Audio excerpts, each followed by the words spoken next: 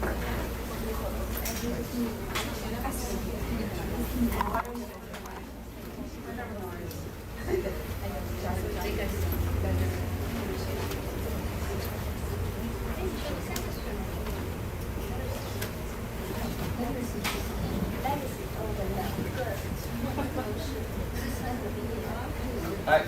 so my name is Connor Went, and I will be talking about how I got into Wharton and how I got into Ivy League University by being a pretty average student. And I put the word average in quotation marks, and I'll tell you later why. And 我早晚还可以，所以如果你有一个部分不懂，可以大概再解释一遍。So this is my overview. First, I'm going to tell you a little bit about me, and then I'm going to talk about getting into college, and then get into Wharton specifically, how I really got through high school and what I learned and what I'm here to teach you, and how to best help as parents, and a little bit more time for you to ask questions right after. So first off, about me, I know all of you guys are wondering, what exactly are his statistics? What scores do you get? I know this is one of the most popular questions that Asian parents have in general. I mean, when I interviewed with Sherry, this is the first thing she asked me. So first off, my GPA is a 3.97. The only B I got before applying was in 3 design, so you could pretty much assume I have like a 4.0. So I have pretty good grades at school. My SAT is rather low in terms of an academically competitive pool of 2210. And I did take this twice, so I was just not very good at this test. I had a 34 on the ACT composite score, and this is also pretty average. It's around like a 2270, 2280 converted, and I took 3 ICT2s. I got 800 in Chem, 800 in Math, 750 in US History, and these are the APs I took throughout all of high school, and around 3 or 4 of them I took after application, so during senior year, like macro, micro, lit, and stats I took after application. And to show you exactly how ordinary and how underwhelming my scores are, here's a picture. It's on Family Connection. So in high school, I think all the schools in our district, so Lynbrook, Monte Vista, Homestead, we all use Family Connection. And this shows you it has a record of the previous people that already got into the college and the average SAT scores, average ACT scores, and average GPA that they had. So for University of Pennsylvania from Lynbrook, the average alumni scores are a 2299 on the SAT, a 35 on the ACT, and a 3.98 GPA. So as you can see, I'm clearly below average in terms of everyone else that got in. And at first, it really was demoralizing because I logged on to Family Connection and everything would be red. My scores would always be red, and it was basically like a slap in the face telling me that, oh, you can't get into this school because your scores aren't good enough. And then other stuff about me is the extracurriculars I pursued in high school consist of volleyball, DECA, which is a business club, and breakdancing. And I didn't volunteer a lot at all, really, and I didn't have a college counselor either. And I'll talk more about that later. And I didn't have any unbelievable awards. I was not an Intel finalist. I didn't win any national awards.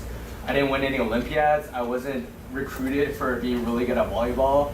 I was pretty average throughout all these sections. So this is a little bit more about, so this is just an overview about me. And now I'll continue on to college admission. So how exactly did I get into an Ivy League university being so average? And my answer is the essays. So obviously you can't judge a book by its cover, and these colleges really do try their best to give you an opportunity to show them that you're more than a list of scores and activities. So obviously on the application, there are going to be 2 sections. One section where you list all your scores, all your activities, all the achievements that you've accomplished, and then there's the bigger section, is the essays, where you really get a chance to show who you are and not just what you are. So when colleges, when they accept you, they're really investing you in the long run. They don't want just someone who can succeed within the 4 years at college. They want people that are going to succeed in life. Honestly, if they wanted people that could just score well on tests and do well in school, a lot more people at the high schools that we go to, like like Lynbrook and Monte Vista, would be getting into a lot more stellar colleges. But because this isn't true, and they want people that can really succeed in the long run, they're looking for people that are diverse and people that can show them that they're more than just these scores, and that's exactly what I did. And so to do this, you really have to focus on the experiences and not the accomplishments. So first off, my first experience that I talked about was volleyball. And this is a big portion of my college essays. So volleyball, these are basically my stats and the awards that I won. And they seem okay, but they're really not too special. Like, I wasn't really good enough to get recruited. I wasn't anything special. I just really liked volleyball, and I played it a lot, and it was a big part of my life. So I was varsity sophomore year, and I was team captain by junior year. My school isn't very good at volleyball. I got some small awards, all league second team, nothing special. I was never like MVP or anything. And I also refereed middle school volleyball games at my middle school, Miller Middle School, and I also volunteered to assist their teams and to really just spread volleyball within our community. And I think if you look at this list, to me, the bottom two items are a lot more important and a lot more meaningful than the top two. Because there are a lot of people that are better than me at volleyball. There are a lot of people that played longer than me. There are a lot of people that seem more dedicated to me. But I love volleyball so much that I wanted to really give back to the community that gave me a chance to play volleyball. Like 6 years ago when I was first introduced to club volleyball, my director that I met, she really started the NorCal volleyball scene. So she really made an effort to sacrifice all her other responsibilities and to create this club that spread volleyball throughout Northern California. It prompted the creation of other clubs, and to me that was really inspirational, and I wanted to contribute to the community just as she did. So what I wanted by doing to accomplish that is that I went back and I refereed volleyball games for middle schools to really just give these other kids an opportunity to see that you really can pursue volleyball in high school, and it has just become such a big part of me. And I think that experience that I talked about really highlights how much I loved volleyball and how passionate I was. So I wasn't necessarily the best volleyball player, but I cared so much that I wanted to give back to the community. And these are one of the experiences that when you talk about, it's what's really gonna make you stand out, because you're not just listing things in your essay. You're really showing what type of person you are and what type of person you want to be in college. So moving on, my other biggest experience is breakdancing. So breakdancing in Chinese, I believe it's called 街舞. So it's literally just dancing on the street. And so I've been breakdancing for around 5 years. I started around 8th grade. And obviously my parents didn't like this at all. Like, it has a really bad social stigma. A lot of the breakdancers you see like in public are people like homeless people that are asking for money on the street. And my parents are from Taiwan. This usually just doesn't have a very good reputation in Taiwan. And obviously there's a big chance that you can get injured because of some of the crazy moves that you do. And so my parents have always discouraged me from breakdancing ever since I was young, ever since 8th grade. And to me, I kind of just disregarded that. And I talked about this in the comment essay, and which challenge did you have to overcome? And for me, it was going against my parents' approval and really pursuing breakdancing despite how much they hated it. And so to continue off of that, I kept pursuing breakdancing. I eventually became president of our breakdance club at Lynbrook, and I also encouraged and expanded the breakdancing scene. So what that means is that I choreograph a lot of homecoming dances and a lot of fashion show dances, and really try to make breakdancing more plausible throughout high school, because I thought that it was stupid, because it was dumb that other people looked down upon us just because of the social stigma that breakdancing had. So it wasn't just that my parents didn't like it, teachers didn't like it, administration didn't like it, and even other students thought that people who breakdance just weren't people that could get good grades at the same time.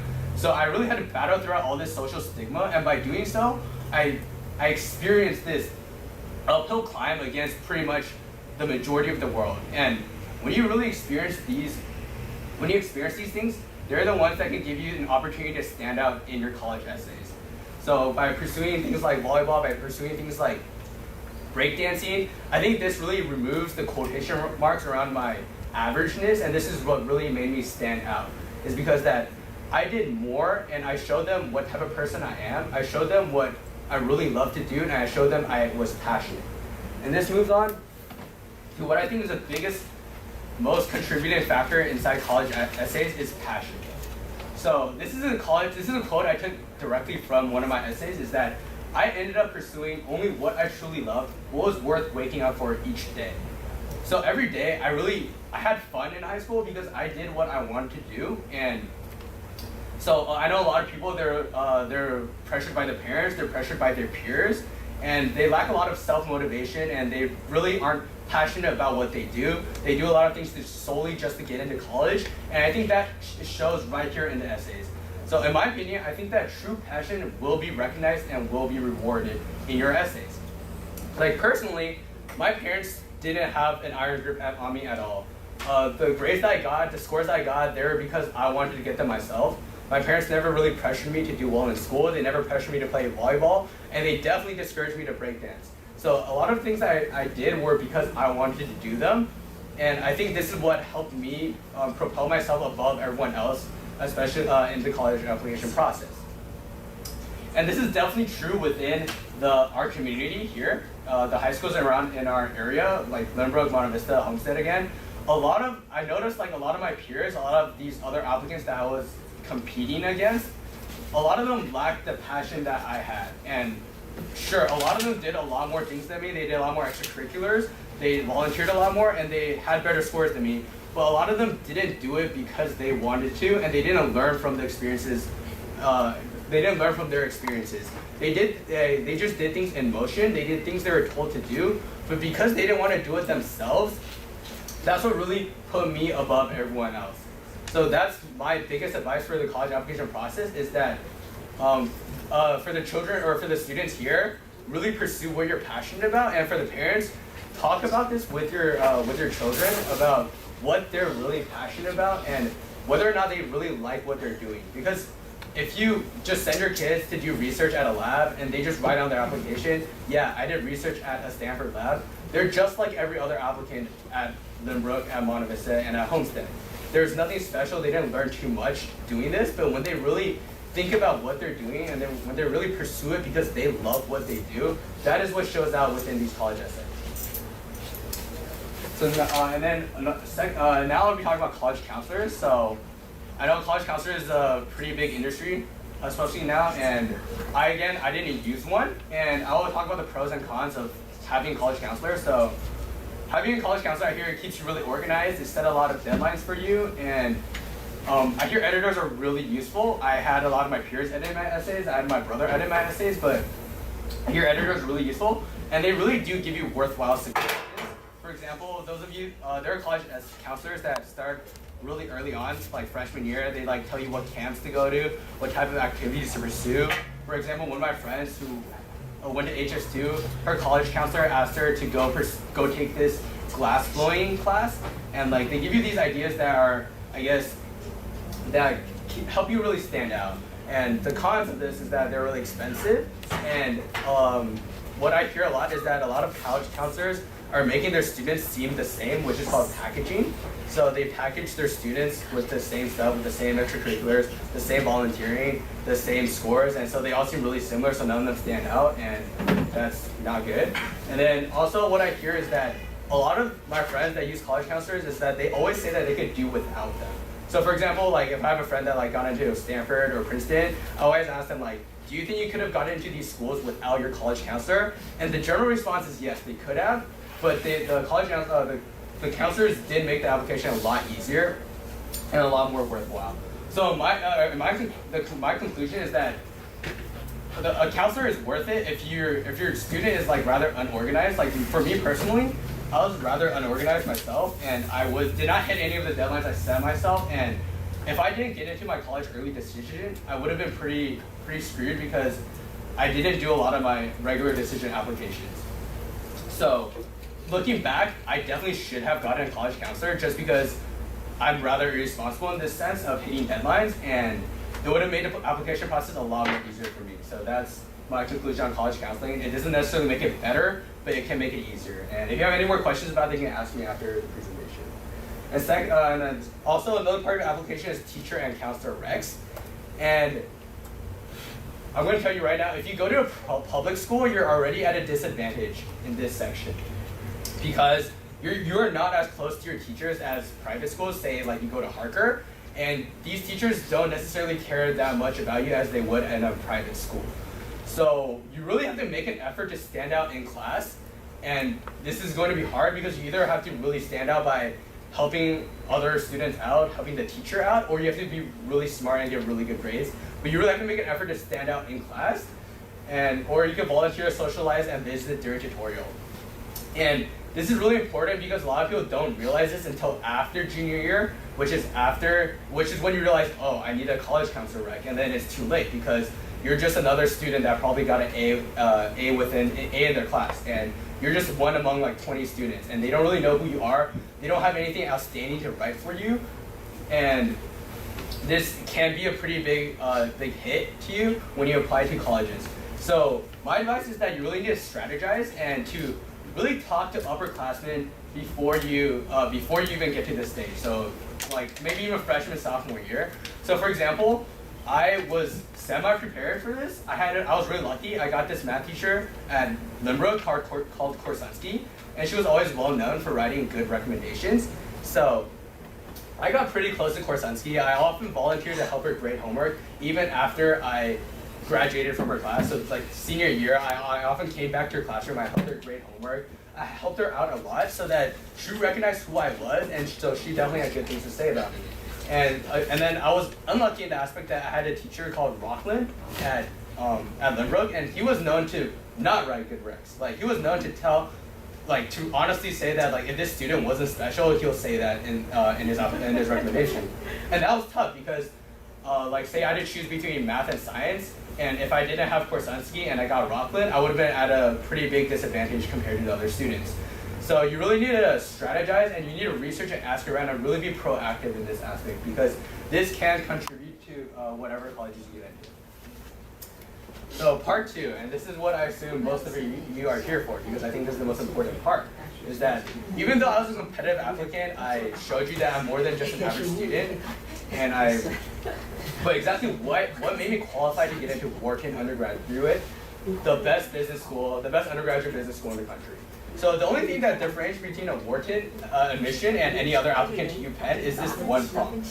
And basically this one prompt asks you, are you a good fit for the Wharton school? That's it. This is the one question that you need to answer that's going to set you apart from all other UPenn applicants. And so from everything on that I'm going to talk about is really catered towards answering this one question.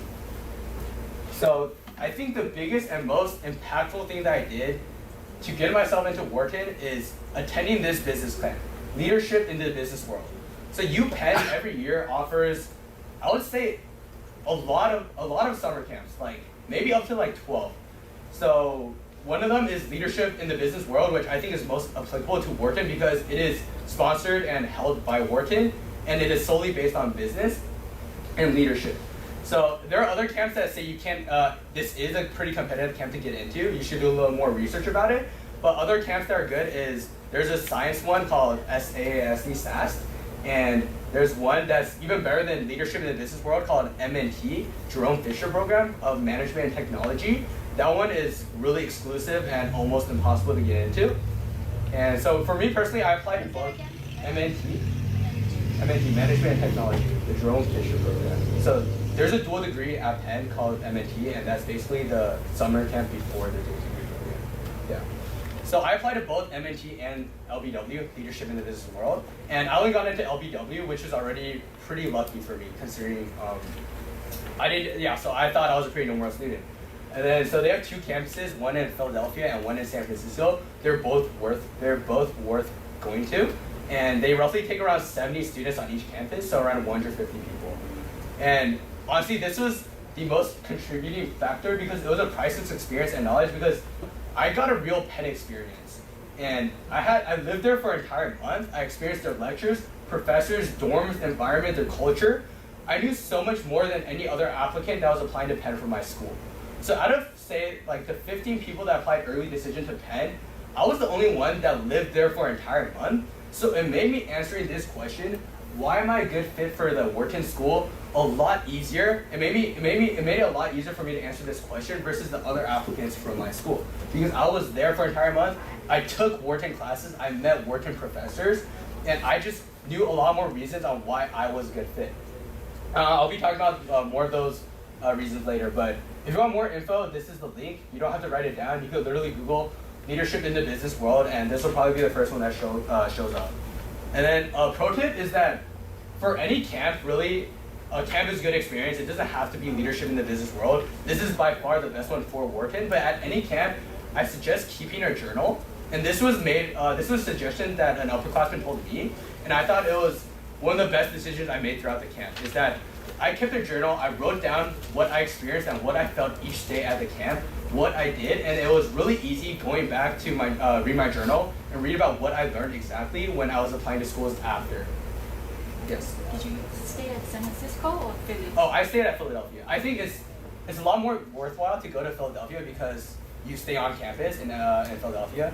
So it's harder, I think. You don't get to choose, or you suggest one and they put you in whatever they feel like you fit in best. And so they don't have to adhere to your suggestion, but you can suggest that you want to go to Philly, but ultimately it's up to them. Yeah. Which grade? This is summer of junior year. It's only for juniors. Yeah. And then obviously you guys are probably curious about the price. When I went, it was a flat $6,000, and I think it goes up every year. I don't know how much it was this year, but everything is on the website. And if you have more questions about the program, ask me after. And then secondly is that this is pretty obvious, but it's hard to do. You really need to research the university that you're applying to. And for me, I did extensive research on UPenn because I really wanted to go there, because after camp, I was like, this is my dream school. I want to go to this school. And so for me at camp, I heard of one of the most inspirational professors at Wharton. His name is Adam Grant. And he basically had this ideology on giving and being generous. And he wrote a book called Give and Take, A Revolutionary Approach to Success. And so after I heard about Adam Grant and I got home from camp, I immediately ordered this book and read through the entire thing as soon as I can, because his ideologies really meant something to me, and they were really, as cheesy as it sounds, they were life-changing. And I can say this, and I can make it believable because I had genuine interest in his research and his ideologies on being generous and giving, and I incorporated a lot of his ideas within my essays, and they're really what set a frame for my essay, especially in the Wharton essay. So I think if you do a lot of research, and especially if you can really relate to one of the professors and one of the research, that can really set you apart and it really shows how much you care. Also, you can also do more simple, I would say, research on the programs, institutions, and opportunities. So for example, I'm really into entrepreneurship, and I found out that they have a big emphasis on entrepreneurship, and I found a lot of scholarships that they give solely for entrepreneurship. And just by mentioning this within your application, it just shows that you really did your research and you really care, you really wanted to go to the school. And these are the things that help you show that you are a good fit for the school. Next, I'll be talking about early decision. So honestly, if you want to get into Wharton, especially, apply early decision. If you know that this is your dream school, this is the school you want to go to, early decision helps so much. The statistics are seriously in your favor. As you can see, just by early decision, 25% of people get in early, and around 10 to 12% get in regular. So it's so much easier applying early, and because it really shows that you have a commitment. But what these stats don't tell you is that half of the Wharton classes admitted early decision. And this is a big portion because you're, say, like, in early decision, you're only competing with 5,000 applicants, and that consists of half of the entire Wharton class. And regular decision, you're competing with 30,000 applicants that make up the other half of the Wharton class. And I know that half the Wharton class is admitted early decision because after I was admitted, I joined the Facebook group. After a month or so, after everyone joined, there were around like 350 members, and I would say 300 of these members were actual students, and the entire Wharton class only consists of 540 people, or around 540 people. So by applying early decision, especially for Wharton, it really boosts your chances, and I think this is probably one of the easiest or best decisions you can make if Wharton is your dream school. Why wouldn't people do early Because decision? early decision is restricting. If you get into Wharton and say, like for me, I also wanted, or my dad wanted me to go to MIT, and if I got into Wharton and MIT, I couldn't go to MIT anymore. It would just be Wharton. And then so a lot of people, they don't want to limit themselves, and so they apply to early action schools, which are now restricting, and I think this is at their loss. But again, Wharton, if it's not like your dream school, if you're still on the fence about it, then this might not be the best decision. But if you already know that you want to do business and this is your best option, then apply early decision because it boosts your chances by a lot. So you can only apply one. You only apply to one early decision school. Yeah. So, and then Apply one or just you can only apply to one. Yeah. And then it's restricting. So after you get in, like for me, I not only did I stop applying to other schools, I even withdrew my applications. Like I had already submitted my UC applications, but I withdrew them because there's no point. Because even if I got in, I couldn't go and I didn't want to go. Yeah, so early decision, it's a pretty big decision to make and it requires a lot of thought, but it boosts your chances by a lot, a significant amount. Okay, and then obviously business school requires showing a big interest in business. But what I will tell you is that showing an interest and being accomplished in business are two very different things. So I have a fellow DECA student here, right here, and then I think he can relate is that we both went to internationals this year at DECA. I went to ICDC. That was the club that I participated in. And what I learned is that business is a lot less competitive and a lot less legitimate in high school than it is in areas of math and science. So even though I did win an international award in senior year, this is after I applied, so after I got in, I did well at ICDC, I got top 20. This is far from being like top 20 in math in USAMO or qualifying for USAMO, which is USA Math Olympiad, or any science Olympiad. Being good, like doing well in these business competitions don't mean that much. And I think colleges do see that because they get applications from hundreds of students that say, oh, I got first at internationals, or I got first at nationals for FBLA. And they recognize that this isn't that big of an accomplishment, and what they really want to see is that you pursued and you showed an interest in business. So I think that's the biggest part. So for those of you that are that have children that aren't in high school yet, I would suggest taking a look at both DECA and FBLA, even MUN and JSA. MUN is the Model United Nations, and JSA is Junior Statesmen of America. They're both really good clubs that show that you have an interest in public speaking, show that you have an interest in business, and just worldly knowledge in general. And those of you that are already in high school, it's not too late. At Lynbrook, the best person at DECA joined his sophomore year and didn't really start competing until senior year. And he won nationals, and it's just never too late to join these clubs. And then What does DECA mean? DECA, it doesn't really stand for anything. It stands for Distributive Educational Clubs of America, and it's like it started in college, so they got this name because of like Greek signs, and then but it's a pretty big business club. But FBLA is Future Business Leaders of America, and they're both really well known. They're both renowned, and you really can't go wrong with either one. Personally, I think if I did FBLA when I was younger, I would have done better because FBLA consists of mostly examinations. So a lot of competitions is you literally take a test, and if you do well, you move on.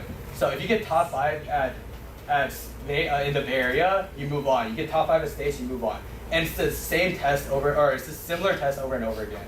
And that's why they aren't that well recognized by colleges, because they realize how easy it is, and especially how easy it is for like Lynbrook students and modern business students who are really good at test taking. It's just not as competitive as it is to excel in math or science. And more importantly, entrepreneurship is a really big part of showing interest in business. So I know a lot of people that join business clubs, a lot of people start having ideas of like businesses that they want to start, small businesses, big businesses, it doesn't matter. But what I realized is that no one ever pursues their goals. A lot of people have ideas, but they never really go do it. And what I learned at camp was to really get off the couch. That was one of the best advices I learned at camp, was to just get off the couch and do it. And that's what I did. So in high school, me and a couple of my friends, we created this app on the Android market, and we really wanted to become this network between, so what we wanted to do is we wanted to make apps, we wanted apps to give rewards and incentives, and we'll advertise for them. So a lot of you guys know, there are already a lot of apps on the Apple market called like Free App Daily or like App of the Day. And there was this gap over the summer where a lot of these apps were getting banned on Apple. And so we knew that this was a small time frame for us to shift towards Android as soon as possible to really capitalize on this new user base. But we didn't really succeed that well. We didn't have too many customers. We created the app and everything, but we didn't, like, we're not millionaires or anything, and we didn't have millions of customers, and overall, you could say that it was a failure, but to me, it was one of the biggest. It also impacted me getting into Wharton because it was a good experience.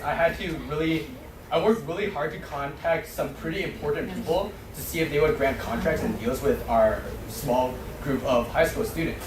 And these are just priceless experiences that I got to experience by actually pursuing what I wanted to do.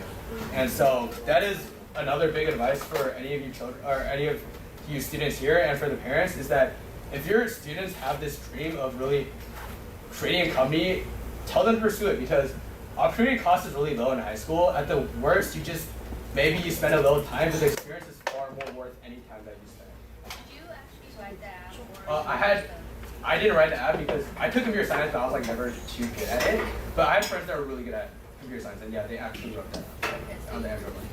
You kind of work with Yeah. folks to develop the Yes, app. I was more on the business. And then next is leadership and teamwork. And again, leadership is in quotations because this word is thrown around so often. I hear this word thrown around so often, and I don't think people really know what it means. Like, oftentimes I hear a lot of parents say that, oh, you have to get leadership positions in high school. Oh, you have to pursue leadership. You want to be a leader. But honestly, in my opinion, leadership is merely a title. Like, say I was president of B-Boy Club, just putting that on my app, president of B-Boy Club, means absolutely nothing. Because it's about what you learn as a leader and what you learn about leadership that makes the difference.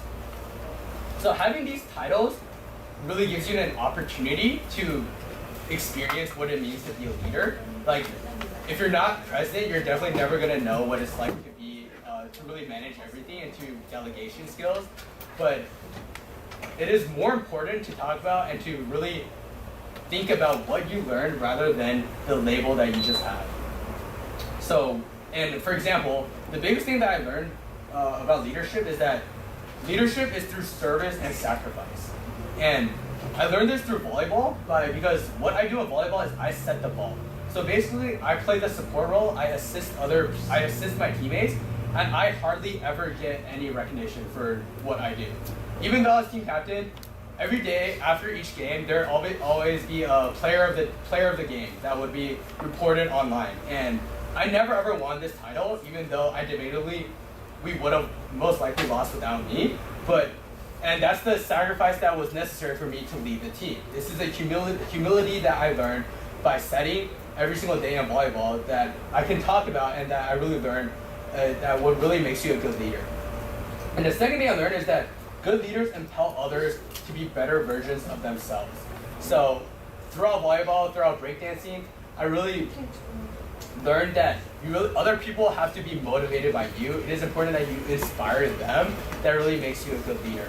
And so when you can talk about the things that you learn through leadership, those are the things that are going to help you stand out. Because I'll tell you right now, a lot of people on their applications, they're not going to know what to write besides the fact that they have this position. They were vice president of DECA or they were treasury of the science club. But if they don't have anything meaningful to say, their position means nothing.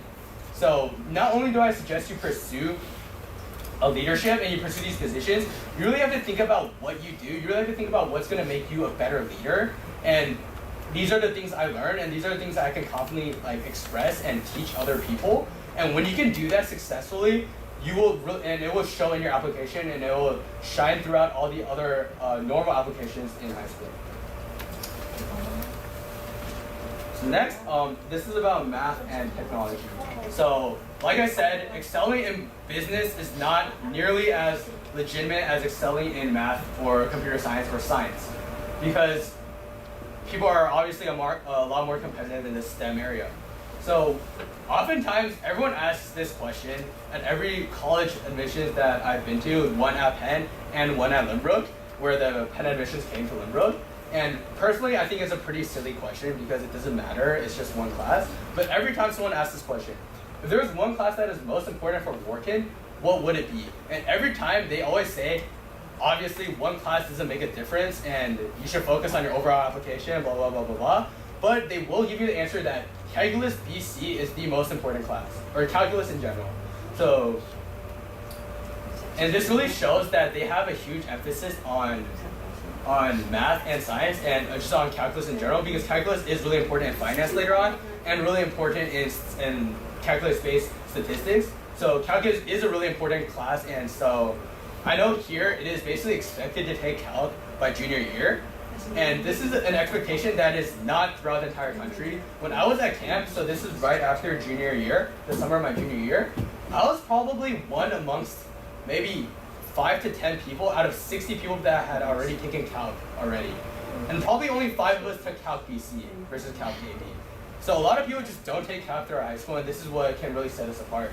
So if your children are both interested in math and business, it's really, you can encourage them to continue pursuing math, because it is really important within business, and and Wharton really places a huge emphasis on math. So I encourage you to participate in math contests. Throughout high school, I participated in Camel, AMCs every year. I qualified for AME 1 year. It's not too big of a feat. But if you're up there and you can qualify for AME, you can qualify for USIMO, you have a really good chance, because they really value people that are good at math. Because all this shows you that when you understand math, you understand this thought process of understanding algorithms, and they really value this thinking process that's going to become more important later throughout the future. Computer science is the same thing. A lot of computer science is based on mathematical algorithms. And so by learning computer science, by excelling in computer science, by participating in USICO, USA Computing Olympiad, it will really help you stand out amongst the other business applicants that really only participate in business. So excelling in math and technology is really good, especially if you're around here and you already have a big emphasis on math. You've been doing Math Olympiad since early on. And these are one of the things that I think everyone should continue to pursue, whether or not they're trying to study business. And clearly it's really important within business itself. And then, and then some computer science, a lot of, so for me, I was really into entrepreneurship, and one of the biggest things within the Silicon Valley is entrepreneurship. And if you learn computer science, I've learned that for computer science, the barriers to entry are really low. So, like I mentioned before, just me and a couple of friends, we didn't have to pay any money. Android is open source. We could just write up an app, we could research online, and we could do that all for free, and we could say that we created a business ourselves. So technology is a really easy way to get into entrepreneurship, to get into business, and if you excel in this aspect, it can really shine within your application as well. Oh, the one I messed up is... Lastly, I'll be talking about the interview. So a lot of college admissions interview, especially, or in my experience, what I learned is that almost all college admissions interviews are for informational purposes. Therefore, they're mostly for the student to learn more about the school rather than for the school to screen you, except for MIT. What I learned is that the interview for MIT is really important. There's a large emphasis on that, so that's a different story. But for like UPenn, even Harvard, Duke, a lot of these interviews, what I learned is that they're really casual. My friends all told me they're really casual, and there's just not a big emphasis on how important the interview is. But even though it's really casual and it's not supposed to impact you, or it definitely won't hurt you unless you're really, really awkward at your interview, but it also can be in your favor, and this is what I learned. And I personally didn't prepare too much for the interview, and whatever I prepared was useless. I learned to be useless at the interview, because he asked me rather more questions about myself and about what type of person I was rather than the things I did. So this also reflects on the ideology that they have within essays, is they're more concerned about what type of person you are and what type of person you want to be throughout college than the accomplishments that you already have right now. So after I got into Wharton, early decision, so this is around December, literally the next day I got a call from my interview, and this is totally unexpected, and I was really surprised he did this. And he said along these words, "I'm very proud of you. I had no hesitation recommending you. Congratulations again, and you will do great things." And so for me personally, I had no idea before then that the interview had any impact on my application. And I had no idea that he even paid that much attention to me, because after the interview, I thought it went very normal. And, like, I didn't think I stood out in any way, and I didn't think I was too awkward in any way. So I thought it was just an informational thing, but this is the phone call that I got right after I got in, and so it really shows that these interviews can help you if you really do a stellar job. If you really show them that you're not the average person, that you care more, that you love what you do, they can recommend you and they can put in a good word for you, and it obviously is another contributing factor in your college admission process. So the interview, and if you already accepted the interview, which obviously not a lot. So when does the interview happen? Oh, it's before. I got a call from my interviewer after. Like, he remembered me and he was informed that I got in and he just wanted to congratulate me. I see. So when they interview you, you sort of have some at the beginning. Is that Yeah. It's far before the decision. Yeah. And or not all applicants get an interview. Percentage. I think it's what I heard is that they say that not all applicants get the interview, and that's another reason why they can't harm you for it, because not everyone gets an interview. And it's not because you don't deserve it or anything, it's because they might not have an interviewer within your area that has that can access you. Or they might do like a Skype interview or a video chat type of thing. But obviously in the Silicon Valley, there are a lot of people that are working graduates. Everyone that I knew that applied to Wharton, that applied to UPenn, got an interview. And yeah, so most people in our area do get interviews because there are just so many alumni from these schools that are within our area that do volunteer to interview us. What kind of question?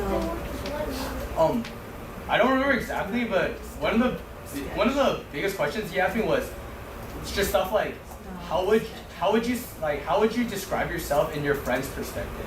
Like, say 3 adjectives that you would describe yourself in your friend's perspective.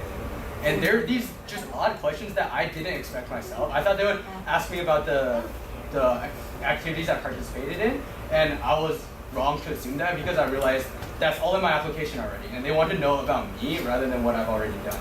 So this is after you submitted your app, so around mid-November, before December happens, because results come out in December. So around mid-November, they've already read your app, they probably have your app on hand, and they have a list of questions they're going to ask you. And then I can tell you that all these questions are going to be more about yourself, more about your personality, and more about what type of person you are rather than what you've done. And it's hard to prepare for, but it is important to note that it can count, it can really be in your favor and can really help you stand out. So lastly, these are the tips and tricks that help me get through high school, and I'm really not going to sugarcoat it for any of you. High school within our area is really difficult. People are smart here, and people are competitive, and everyone wants to be the best, and it's really not easy because a lot of things are just compromised in our area. Like, a lot of friendships aren't as close as they may be in other places because you always have this underlying feeling that everyone around you is competing with you, and everyone around you wants to be where you want to be. And obviously colleges only have so many places to sleep in, so they can only accept so many people, and everyone around you just becomes competition. And these are some things that I'm going to tell you that you should all really convey to your children, and because I think this is really what's going to help you get throughout high school and will really help me get through high school. So firstly is self-motivation and ambition. So this is the most important characteristic for success in high school, in life, in anything that you do. Because like I mentioned before, almost a good portion of people at Lynbrook are they're either motivated by their parents or they're motivated by their peers. So they do things not for themselves, but because they're expected to do them, or they don't want to fall behind because the pressure is there. Say everyone around you, all your friends get a 4.0, and you're in that one fool that has a 3.93, it doesn't feel good. Even though at any other school, having a 3.93, having a 3.97 is stellar already, but when you're around your peers out at school, it becomes really competitive, and that's the type of feeling that you get. And then, so by being self-motivated, this is what's really gonna help you, that's really gonna help set you apart, and really gonna, because this, again, connects along with what I think is passion, is when you're really motivated by the things that you like to do, by the things that you love to do, by the things that you want to do by yourself, is when you'll really succeed.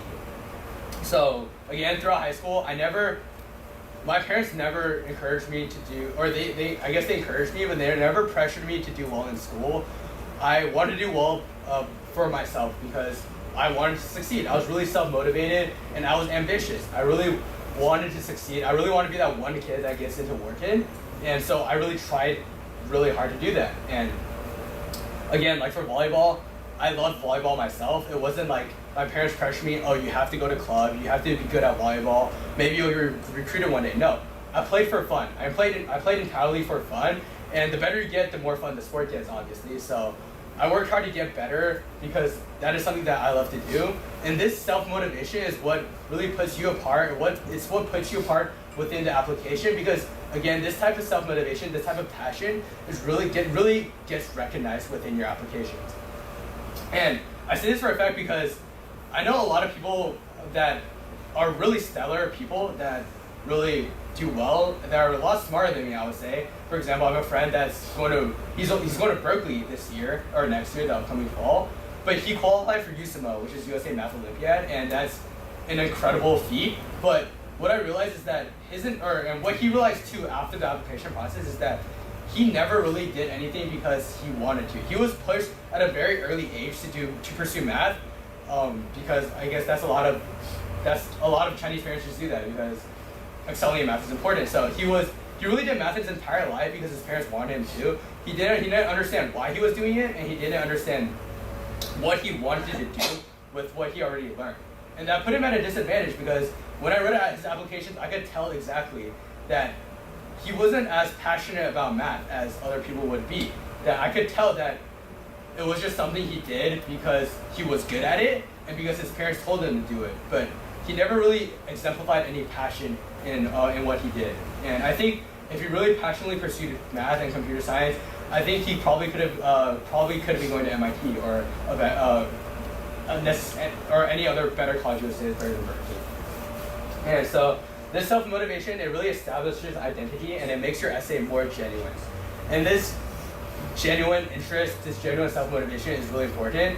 And I'll discuss this later, but it is something you should really talk about it with your children. And so it's what I'm going to say later is that you should encourage, not force.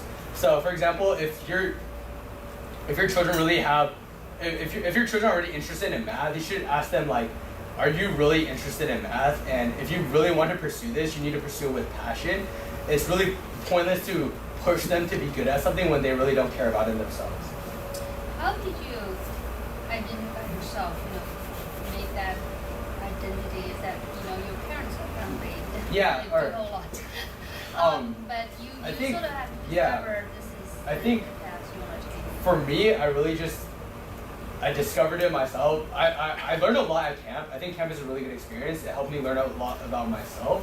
But for me, this is a transition that I made myself. But if I had like the knowledge within these slides already told to me beforehand, to really think more about yourself, more about the type of person you want to be. And that's something I encourage all of you to talk about with your children. Or the students here, I encourage you to talk about with your parents, like what goals you have and what dreams you have. I think that can help you really excel this process. But yeah, for me, I think I was just lucky. I made this transition by myself. So that would be like junior year. Yeah, after around junior year. Yeah. I mean, beforehand, I was already really self-motivated. I don't know why. I can't tell you why I really wanted to succeed, but for me, it was just important for me to do well.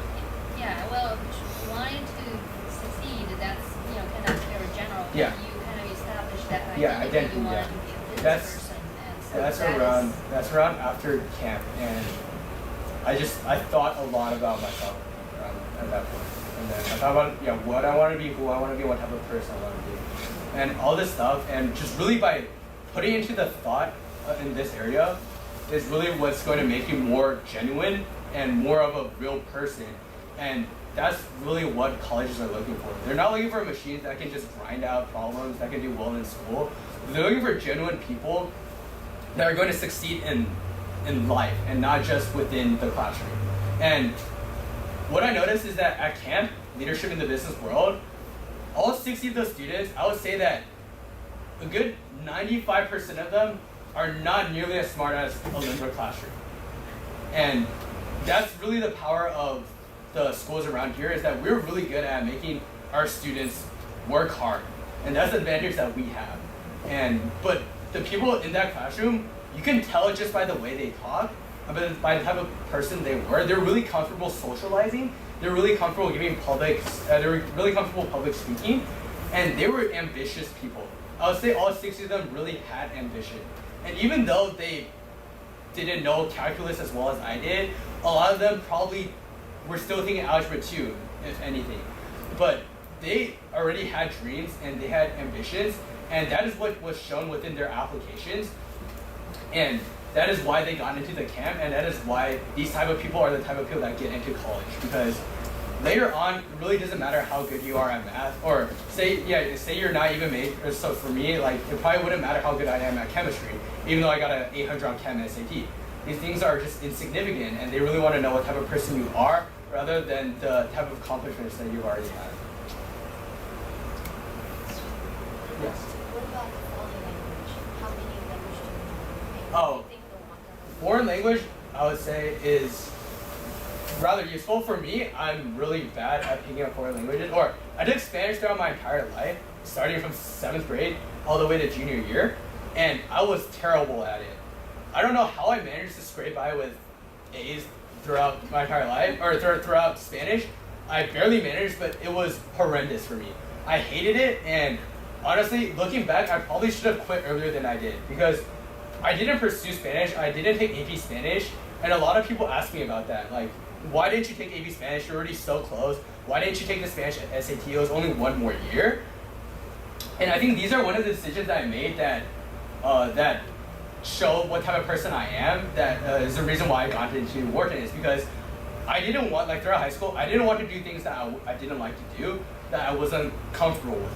And Spanish was so bad for me that I was just like, okay, I'm done. I'm not going to take Spanish anymore. And my parents didn't have any, they didn't really care that I didn't want to take Spanish anymore. But for me, yeah, it didn't matter that I was 1 year away from completing Spanish, that I could have gotten Spanish credit. It was just so hard on me that I didn't want to do anymore, and I didn't do it.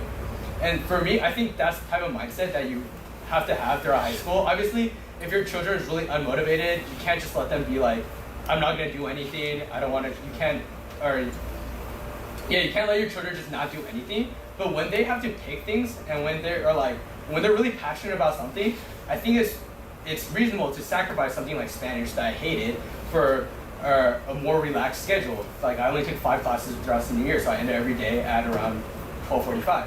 And to me, that was one of the best decisions I made. I have no regrets, and I'm really happy that I dropped Spanish. But more onto the question, the importance of foreign languages. Yes, it's important to pursue a foreign language. It is, I would say, a lot more appealing to pursue a foreign language that you don't already know. Like, I already know Chinese relatively well, so I thought it was stupid if I just took Chinese throughout high school. It wouldn't mean anything. And I didn't even take the Chinese SAT. I didn't take the Chinese AP test, but it is important. It is appealing if you know 3 languages overall. And then, yeah, but if you do know Chinese, I would encourage you to take the Chinese AP test. That's one of the regrets that I had, is that, like, my reading and writing skills for Chinese basically just dropped before I got into high school, so I never had a chance to take the Chinese SAT. And I guess it could have shown them more that I already had a really strong basic knowledge of Chinese if I did take these tests. But yeah, so that's just something to keep in mind, is pursuing a 3rd language is really appealing. And then secondly is about these life hacks that you have throughout high school, is that optimism, confidence, and persistence are really important. And these are the things that, again, like, I didn't really realize until junior year. And if you can explain these things to your children far before then, it will help them a lot throughout high school. And the first point is that failure and rejection are inevitable, and it is not something to fear. And this is really important because in such a competitive atmosphere, I know all of us are really scared to fail. And for me, I was one of them. I was really scared to not do well. I was scared to fail tests. I was scared of that B that you could possibly get in a class that would really just put you below everyone else, because everyone else seemingly has a 4.0.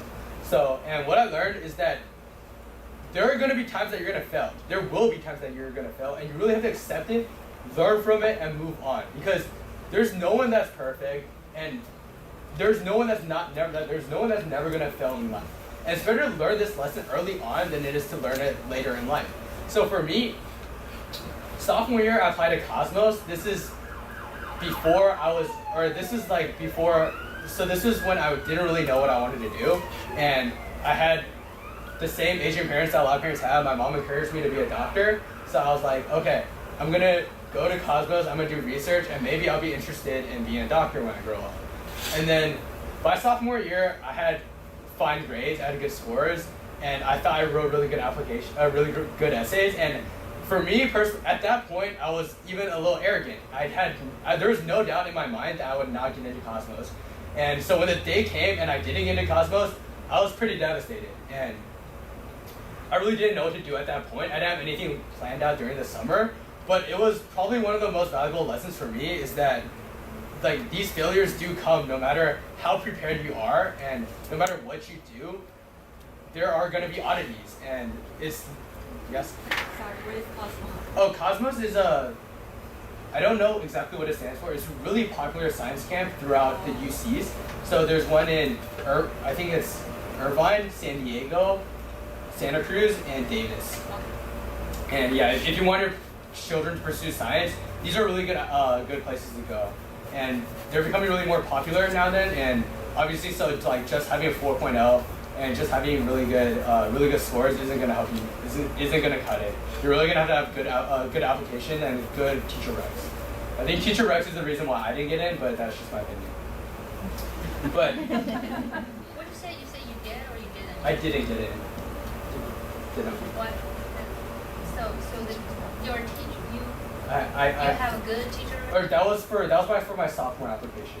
So for Cosmos, you also need to get teacher Oh, I recommendations. see. Yeah. For that. Yeah.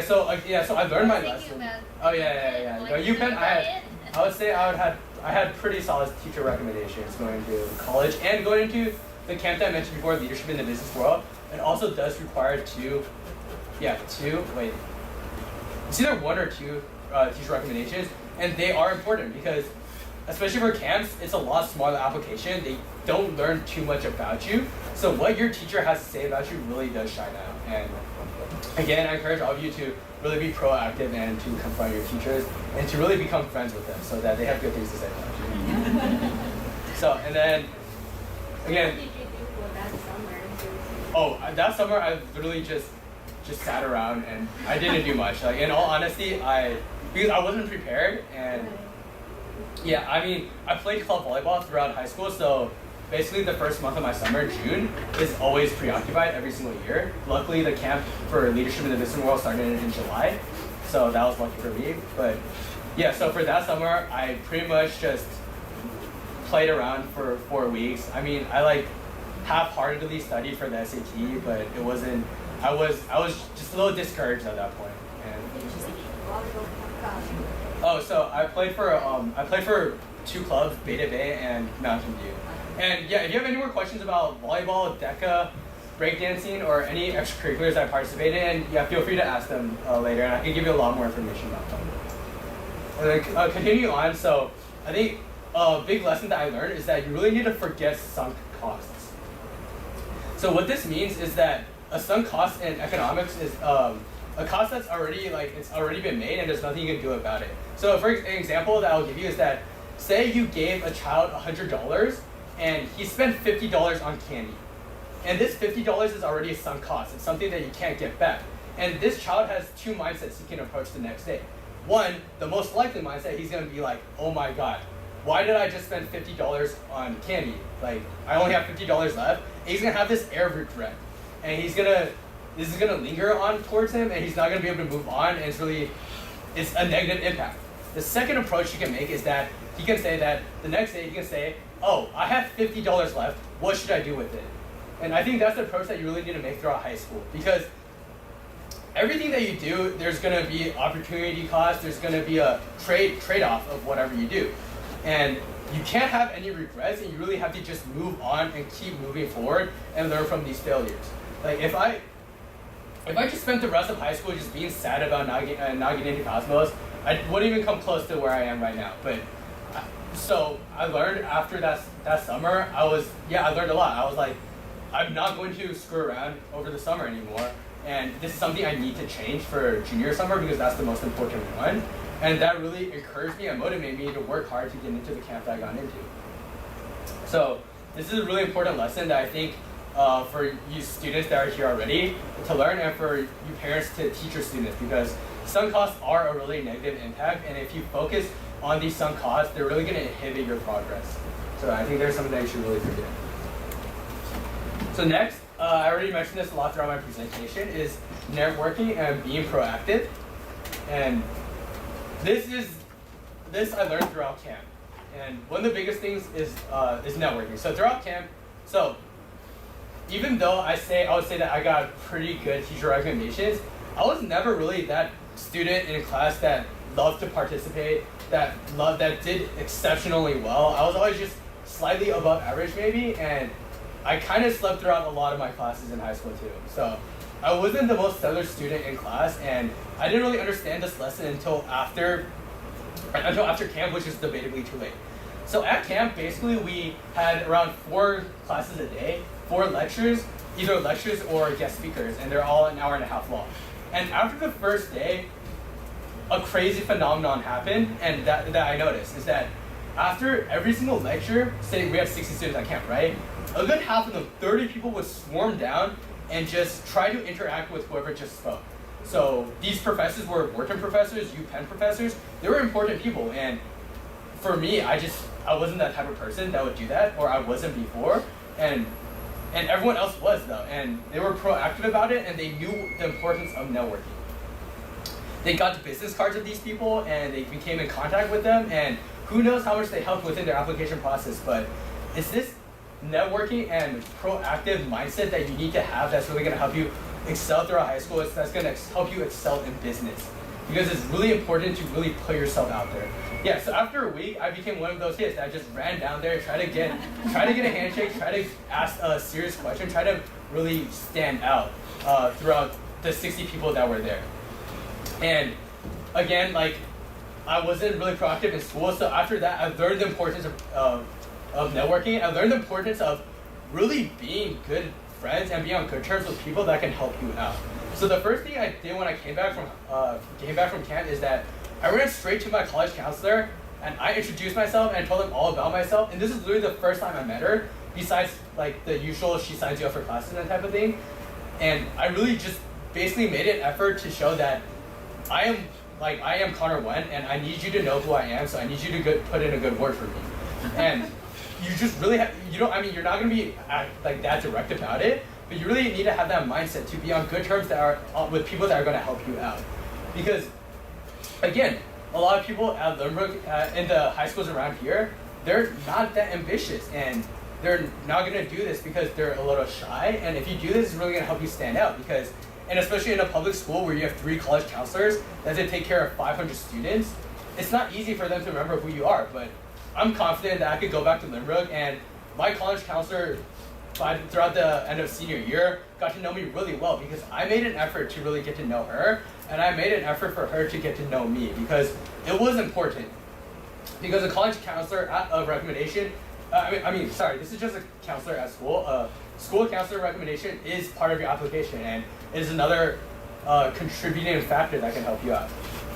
And so, like I said, don't be afraid of being labeled as a tryhard. And a lot of these words get tossed around throughout high school, is that, oh, that person's such a tryhard, because, he is, but for me, I took that with grace, because I like being a tryhard. I took it as a compliment, because trying hard was something that I wanted to do, and it's something that helped me succeed, so I didn't mind that. And lastly, you just have to really step out of your comfort zone, because I know a lot of students are shy. They have a lot of trouble talking to their teachers, because it's just not easy. And you really just have to make an effort, and by stepping out of your comfort zone, especially within the realm of business, it is something that you have to do. And so it's something I really encourage. So these are kind of a list of excuses that I would say ordinary people, and like myself, I thought I was really average throughout high school, and these are the excuses that I made as well, or that I would tell myself, is that, like, 1, I'm just not smart enough. There are smarter kids out there. I can't succeed. It's too late. There are kids that are winning gold medals in IOI, International Olympiad of Informatics. I don't know how many you know, Stephen Howe, Johnny Ho. There are these people that in our high school that are just exceptional people, and they started coding when they were like, what, 6th grade, 5th grade, and here I am learning computer science in 10th grade. And I would tell myself, oh, it's too late, and there's just not enough time for me to catch up. And what I realized throughout high school is that these are all excuses, and these shouldn't be taken into account, because it's really never too late. And there are so many stories of people even excelling in the tech entrepreneurship world at the age of 40. So people, adults your age, are still able to compete with young kids with their ideas. And it's really a matter of getting off the couch and just starting, and just doing it. So like for computer science, I was really ambivalent about it because, like I said, I learned it in 10th grade. I wasn't exceptional about it, and there were just so many people that were better than me. And I just thought if I started doing computer science right now, it would be too late.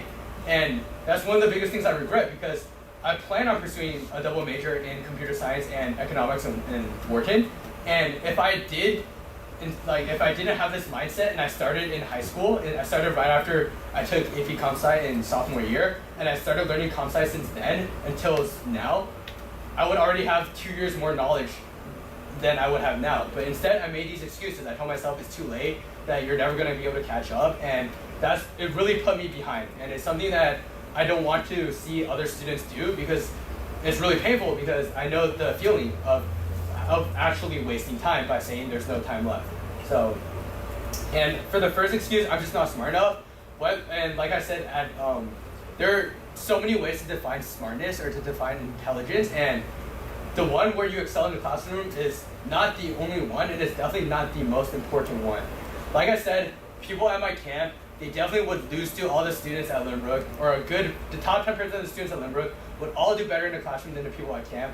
But I would say the Lynbrook students are not necessarily smarter, because people I met at camp, they were genuinely creative and ambitious people. And these are the characteristics that are far more important than intelligence, because being able to work hard, being able to actually pursue what you want to do is what really puts you ahead. And it's a cheesy quote, but I think it is more than 100% true, is that hard work beats talent if talent doesn't work hard. And I would say, and I don't think I was very talented in volleyball, and I was definitely not a college recruit. I was not good enough to be recruited as a setter, but I worked hard throughout all the years in high school, and I was really short, but I still succeeded relatively well. I started a lot for both my club and my high school volleyball teams, and it's just a really good example of that. If you really work hard and really think about what you're doing and do what you love, you're gonna do better than people that are just naturally talented at that.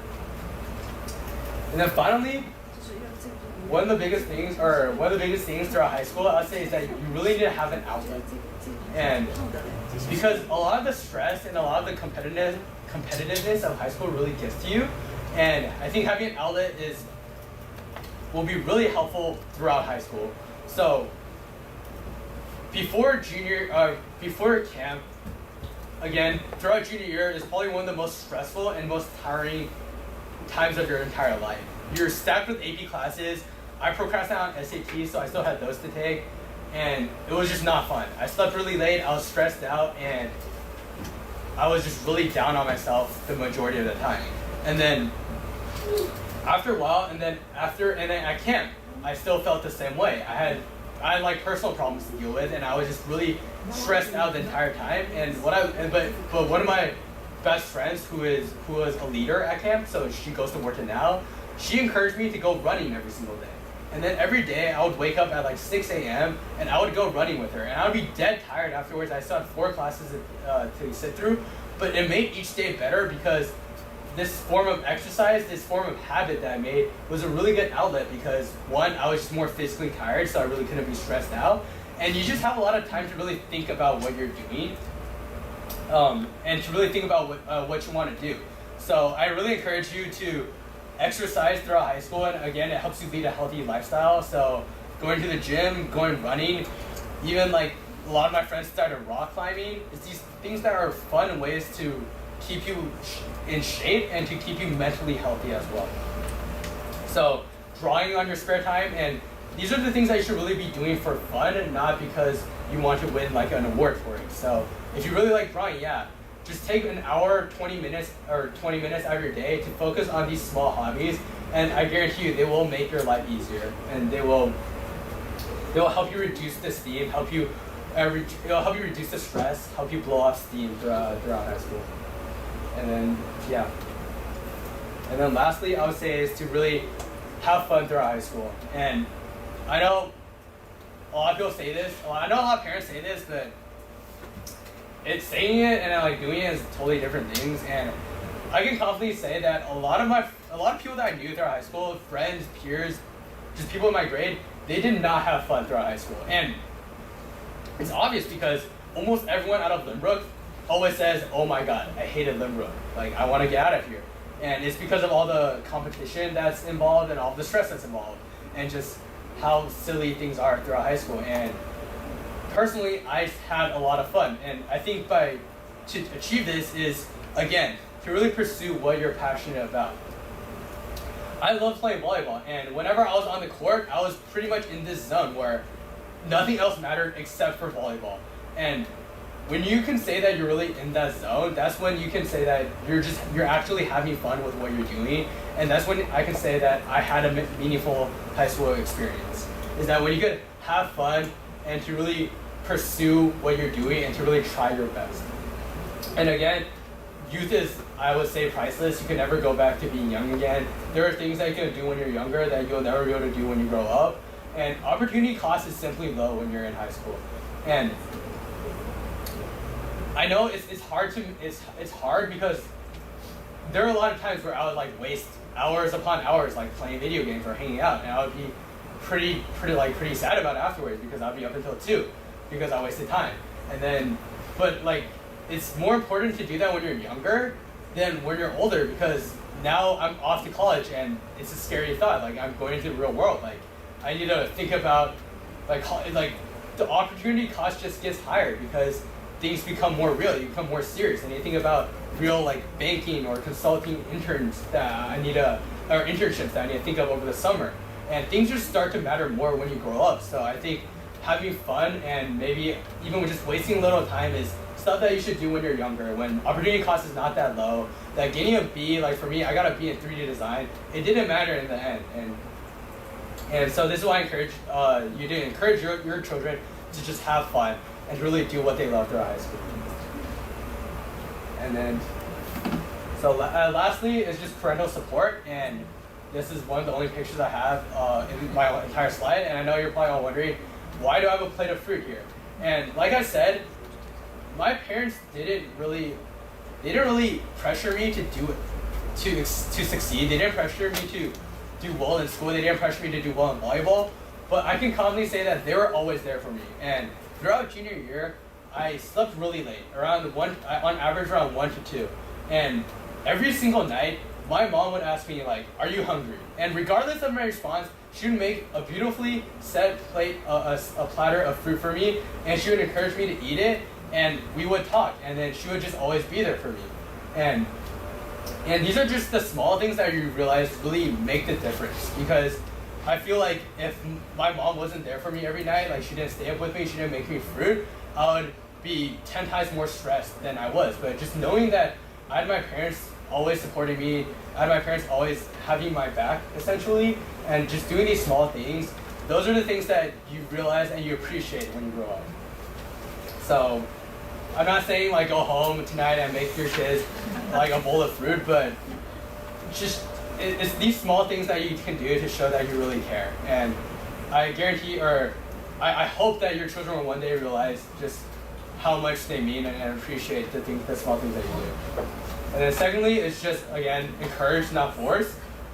All the people that I know that were forced to do what they did, they may have succeeded, but I don't know how long they will succeed because they really lack that self-motivation, that ambition, and because a lot of what they did is because of what their parents told them to do.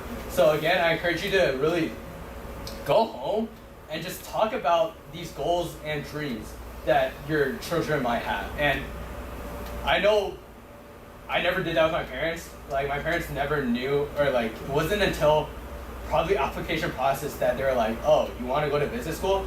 Like, my mom was still convinced that I was gonna go to Johns Hopkins. Like, she still had this misconception that I was gonna go to Johns Hopkins, I was gonna be a doctor. And even like throughout the application process, that I even told her, yo, like I'm applying early decision to Wharton. She's like, okay, but like just keep Johns Hopkins in mind. And then because she never really took the time to discuss what I wanted to do. And after high school, I realized the hardships of being a doctor, the 10 years of school you have to go through, and it just wasn't what I wanted to do. And it was nothing I really talked about with my parents. And I mean, I talked about it with them afterwards, and then I was just like, Mom, I don't want to be a doctor. Like, it's not my area of interest. But if you can do this really early on, even before high school, throughout high school, to really talk about the dreams and the goals that your children have, rather than your own that you're trying to impose on your children, I think that's what's really going to help them stand out throughout the application process, and that's what's really going to help them stand out in their essays. So I know it's odd, but just one of these days, take the time home and ask them, like, ask your children and or the children or the students that are here, talk to your parents about it. Tell them exactly what your dreams are, what your goals are, and if you don't know, ask them for advice. And just tell them, I don't know what I want to do. And then maybe they'll give you an area that they'll suggest something for you. But it's just really important to have this connection with your parents, because I think it can really help. I know I have friends that are really close to their parents, and I've seen it, and it really does help having this tight family relationship, rather than just parents telling children what to do, children obeying, and then it just doesn't come out pretty in that. So again, I really encourage going home, talking about exactly what dreams your children might have. Maybe and then obviously you might not agree with them. I know a lot of people, like a lot of my friends, they're like, yeah, I want to pursue piano in the future, and then their parents were like, no, like you're never gonna be able to get a job like as a pianist or as an artist. But at least have that conversation at the very least, and maybe at the end of the day, one of these days you'll be on the same page, and that's what really makes a difference. And I think that's what really helps complete the having a meaningful high school experience. So yeah, that is my last slide, and I'm now open for any questions that anyone has. Do you have an older sibling? I do have an older sibling. Where is He goes to, alright, so he's 3 years older than me. He's gonna be a senior at Berkeley. And then I can say my brother was a really big inspiration for me. And even though my parents didn't, my brother didn't really like pressure me or anything, but I knew he expected me to do well. And that's part of the motivation that I got, was also from my brother. Like, he'd always be the one asking me like, oh, did you sign up for SATs yet? Rather than my parents. Like, if you could probably ask my parents like what SATs did Connor take in high school, they wouldn't be able to answer that question. But I think, yeah, like my brother was the one that really kind of made sure that I knew what I was doing. And yeah, so that helped a lot. So if any of you here are older siblings, yeah, like look out for your younger siblings. It means a lot. So in Wharton, everyone gets a major in economics. It's a bachelor's of science in economics. So you all have the same major, but you could concentrate on different things. So, for example, I would say a good portion of them concentrate on finance. They end up working in banks or consulting. But then there are a lot of things like entrepreneurship, management, marketing, and all these different sorts of concentrations that you could concentrate on. And you declare that around your end of your sophomore year, so before junior year in high school. And so it's just like any major. I haven't really decided on it yet.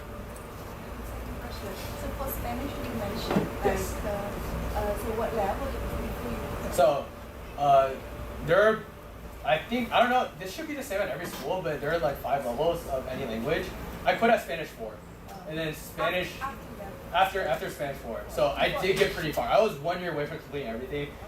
Spanish 5 is basically Spanish AP, and that's the last Spanish class we did. So did you quit after? I quit after junior year. After the first year. Yeah. You seem to be a pretty confident speaker. Did you get any training in Okay. that area, or you just? Oh yeah, about that. So this is also why I so encourage joining the business club that I mentioned, or DECA, or MUN and GSA, or even speech and debate. I would say is the most valuable club in high school, I would say it's speech and debate, because talking is such an effective skill, and that club really teaches you how to talk. So you're a part of this. I was, and that's my biggest regret, because I never continued speech and debate. I did speech and debate in I played water polo in 9th grade. It's like really random, only for 1 year. So I didn't really have time to do speech and debate, so I did it sophomore year. And at that point, I made those excuses. I thought it was too late for me to do well. And an even bigger portion was that I didn't really have friends in speech and debate. And I wasn't really interested, and I quit after sophomore year. But looking back, I definitely wish I pursued speech and debate a lot more. Because going to high school, I was really shy, and I know a lot of people say that, but I'm being as honest as I can with all of you. I was really shy. I definitely was scared to do presentations in front of people, but yeah, throughout high school, by doing DECA is basically a business club where for me, I did role plays. So basically every competition I did is a little mini interview. So you walk in, there's a judge in front of you, and he's basically most likely your manager of some sort, and he asks you to solve a problem. You need to solve a problem for him, and you basically present a solution for 10 minutes. And so for me, that helped me a lot with interviews, that helped me a lot with speaking. And so that's why I definitely encourage you to participate in DECA or FBLA. And then just by learning leadership through clubs and through sports is what helped me be more outspoken, and that really helped me speak in front of a large audience. Because even in DECA, you're really only talking to one person. I was really comfortable doing that by I would say sophomore, junior year. But what I noticed is that when I became an officer of DECA my junior year, and I became president of B-Boy Club sophomore year, I think. That's when I really learned how to talk in front of a large audience. And at first I was really shy, and I actually had a really hard time doing it. But after practice, it's just something else. Does Wharton have summer camps for rising juniors? No, they don't. No. I know the management and technology program that I mentioned before, MNT, and then okay, wait. All right. Before I answer your question, I'm going to talk a little bit more about Penn. So Penn is really famous for their dual degree programs. There's one that's math, and there's MNT, management technology. This is one of their most famous ones. It is incredibly hard to get into. The stats show that it's harder to get into than Harvard, because they only take 50 people. No, I think around 50 people to be part of this program. And then, they also have another program that's international relations and management. And management just basically means business. So it's just Wharton and College of Arts and Sciences. This is their most famous program. It's called the Huntsman program. This is for people that pretty much know 4 or 5 languages. Half of their class is international students. And these people all succeed by being international businessmen, and they're really successful. And all these dual degree programs are really hard to get into. And I mean, if your children are really exceptional, I think I encourage them to look into them and to apply, because there's nothing wrong with applying. It doesn't hurt you to apply. So these are definitely dual degree programs that you should look into. There's one with management and science as well. It's So what is that program called? International Can you relations. repeat this? National relations. Yeah, actually, yeah. You could definitely find all of these online. Just Google UPenn dual degree programs. But the really famous ones are first Jerome Fisher, Jerome, Jerome, or Jerome, yeah. The Fisher, I think it's just FISHER, something like that. And then that's management and technology. So which is basically it's basically computer science and business. So, and it's a really famous program. Last year, 4 freshmen from this program, they became really famous by hacking Siri they hacked Siri so it could access third-party applications. And they did this all on the spot at a hackathon, and they became really famous. And this is literally the power of management of this program, is other students are at that level. And one of these 4 students, they outright got a job offer from Google. They told him to just drop out of college and come work for us. And he turned them down. Yeah, so this program is really for the top of the top. And then the next program is Huntsman program, HUNTSMAN, Huntsman. And this is International Relations and Business. So this really trains you to do business internationally, and this is by far, I would say, probably the hardest program to get into the hardest summer camp program to get, or yeah, I think the hardest program to get into in college, I would say. They accept like 30 people, and half of them are all international kids. So you actually have to. This is separate application. There's another essay just for that. Yeah. And then there's one about science and business as well. I can't remember the name of it, but there's also one on science and business. And I think these three are the biggest dual degree programs at Penn that people are generally interested in. And personally, I don't know anyone from any of the high schools within our district that has gotten into any of these programs. So it's really that hard. But it's definitely something to look into, because I hope that I've shown you that really anything is possible. Where did you get all this information? Did you didn't have a counselor? Oh yeah. Did you just research yourself, or you? Yeah, and then. Through that summer camp? So at first, my brother is the one that provided, or was like, you gotta take SATs. Like, if I didn't have my brother, I probably wouldn't even know like what SATs were. And so my brother's the one that encouraged me in the beginning, and then after a while, it was more. I basically had a lot of friends that had college counselors themselves. They kind of like relayed the information to me. Yeah. So. You're a nice friend. Yeah. No, I had really good friends, and I'm proud of that, because I know at Lynbrook it's really rare, and I found this out around junior year when people are applying to summer programs, that people just stop. They just aren't really nice anymore. And then, yeah, and then it's a lot more secretive, because they don't want people knowing that you applied to the same school as them, because they just want to reduce competition. Like, for example, after I got into the camp, leadership in the business world, while I was applying, I literally thought I was the only one applying. And after I got in, I realized like a dozen other people also applied, and I had no idea. And it's because people just intentionally keep this secret because they want to hide it from other people. And I think this is a really ugly mindset, and it kind of determines what type of person you are. So this is also what I learned in the person that I researched at camp is Adam Grant. He really encourages you to be generous, because what he states is that the most generous people are the ones that succeed the most and they fail the most. Obviously, if you're too generous and you just help other people out all the time, you're going to be at the bottom of the ladder, because other people are just going to use you as a tool.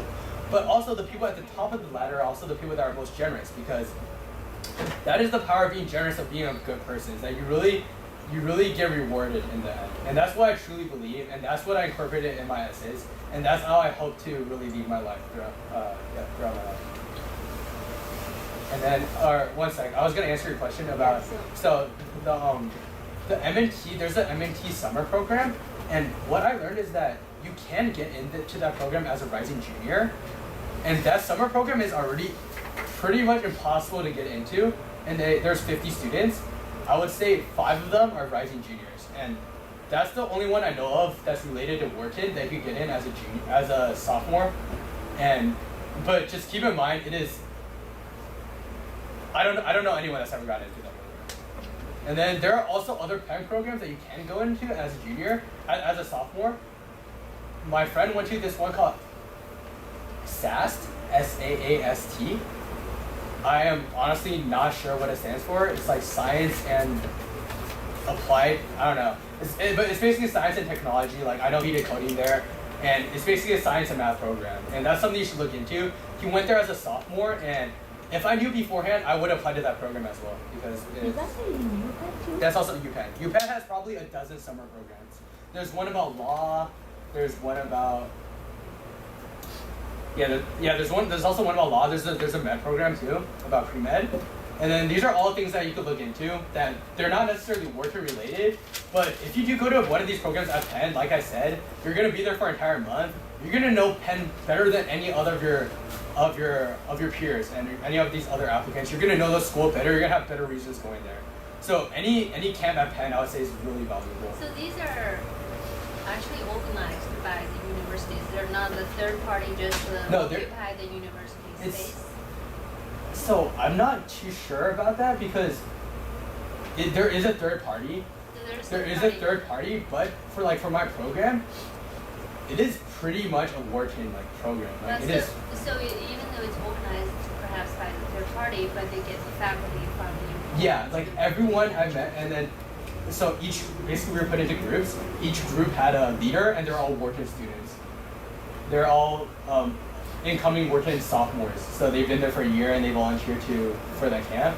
And then the leader, the head RTA, who's going to be a upcoming junior, is also a Wharton student. And then all the faculty, like you mentioned, they're all Wharton alumni. They're all entrepreneurs. They're all Wharton professors. And I don't know, and I guess it's not technically under Wharton, but it is pretty much the Wharton business camp. Yeah. And then I would say, yeah, again, that's the most important camp that you should keep in mind. Definitely apply to it if your children are interested in business, because I think it's becoming more and more popular. I saw a post this year about it being the #1 business camp, and it kind of blew up after that. And I had a lot of rising seniors, so I had a lot of friends that are 1 year younger than me also part of that program. And then you had a question back there? How did you know what to write for college? How did I know what? What to write for college? Alright, to write. This was pretty hard for me as well because I was just really confused in the college application process because I didn't have a college counselor, and I really didn't know what I was doing, and I didn't know what to write. I didn't know how to even approach these essays. I didn't know what form of writing you should do, and it was all a relatively new experience for me. And I think honestly, I just got kind of lucky because I guess the way I think and the way I write answers these college apps really well.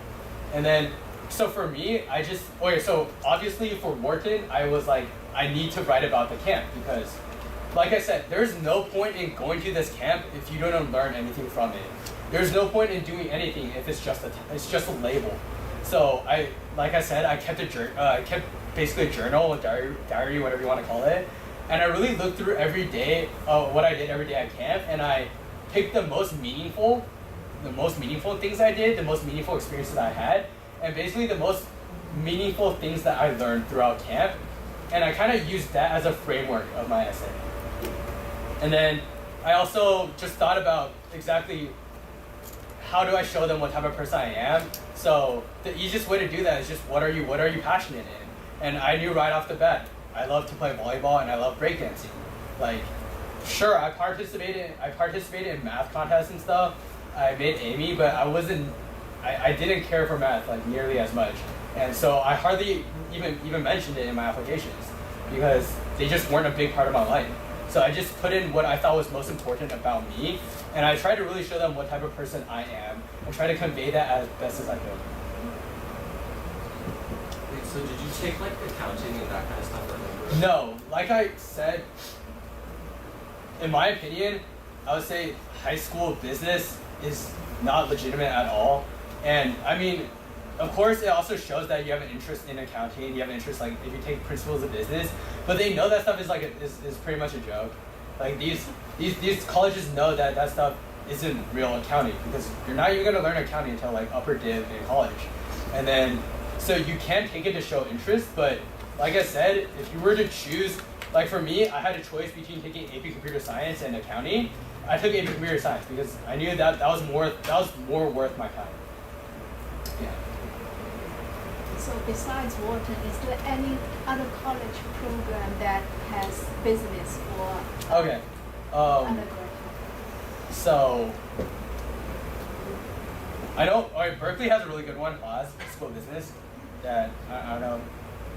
But the thing about Berkeley's Haas School of Business is that you apply after you get into Berkeley. So even if you're admitted to Berkeley, you don't know if you're going to get into Haas.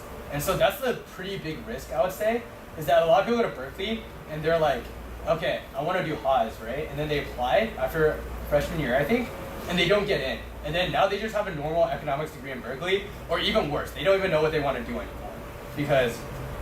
And so that's a pretty big risk So I would say if you want to do that, you should at least want to go to Berkeley in the first place. Like, don't go to Berkeley just for Haas because it might backfire on you. And then there is Stern at NYU that I know a lot of people are going to. It's also pretty popular.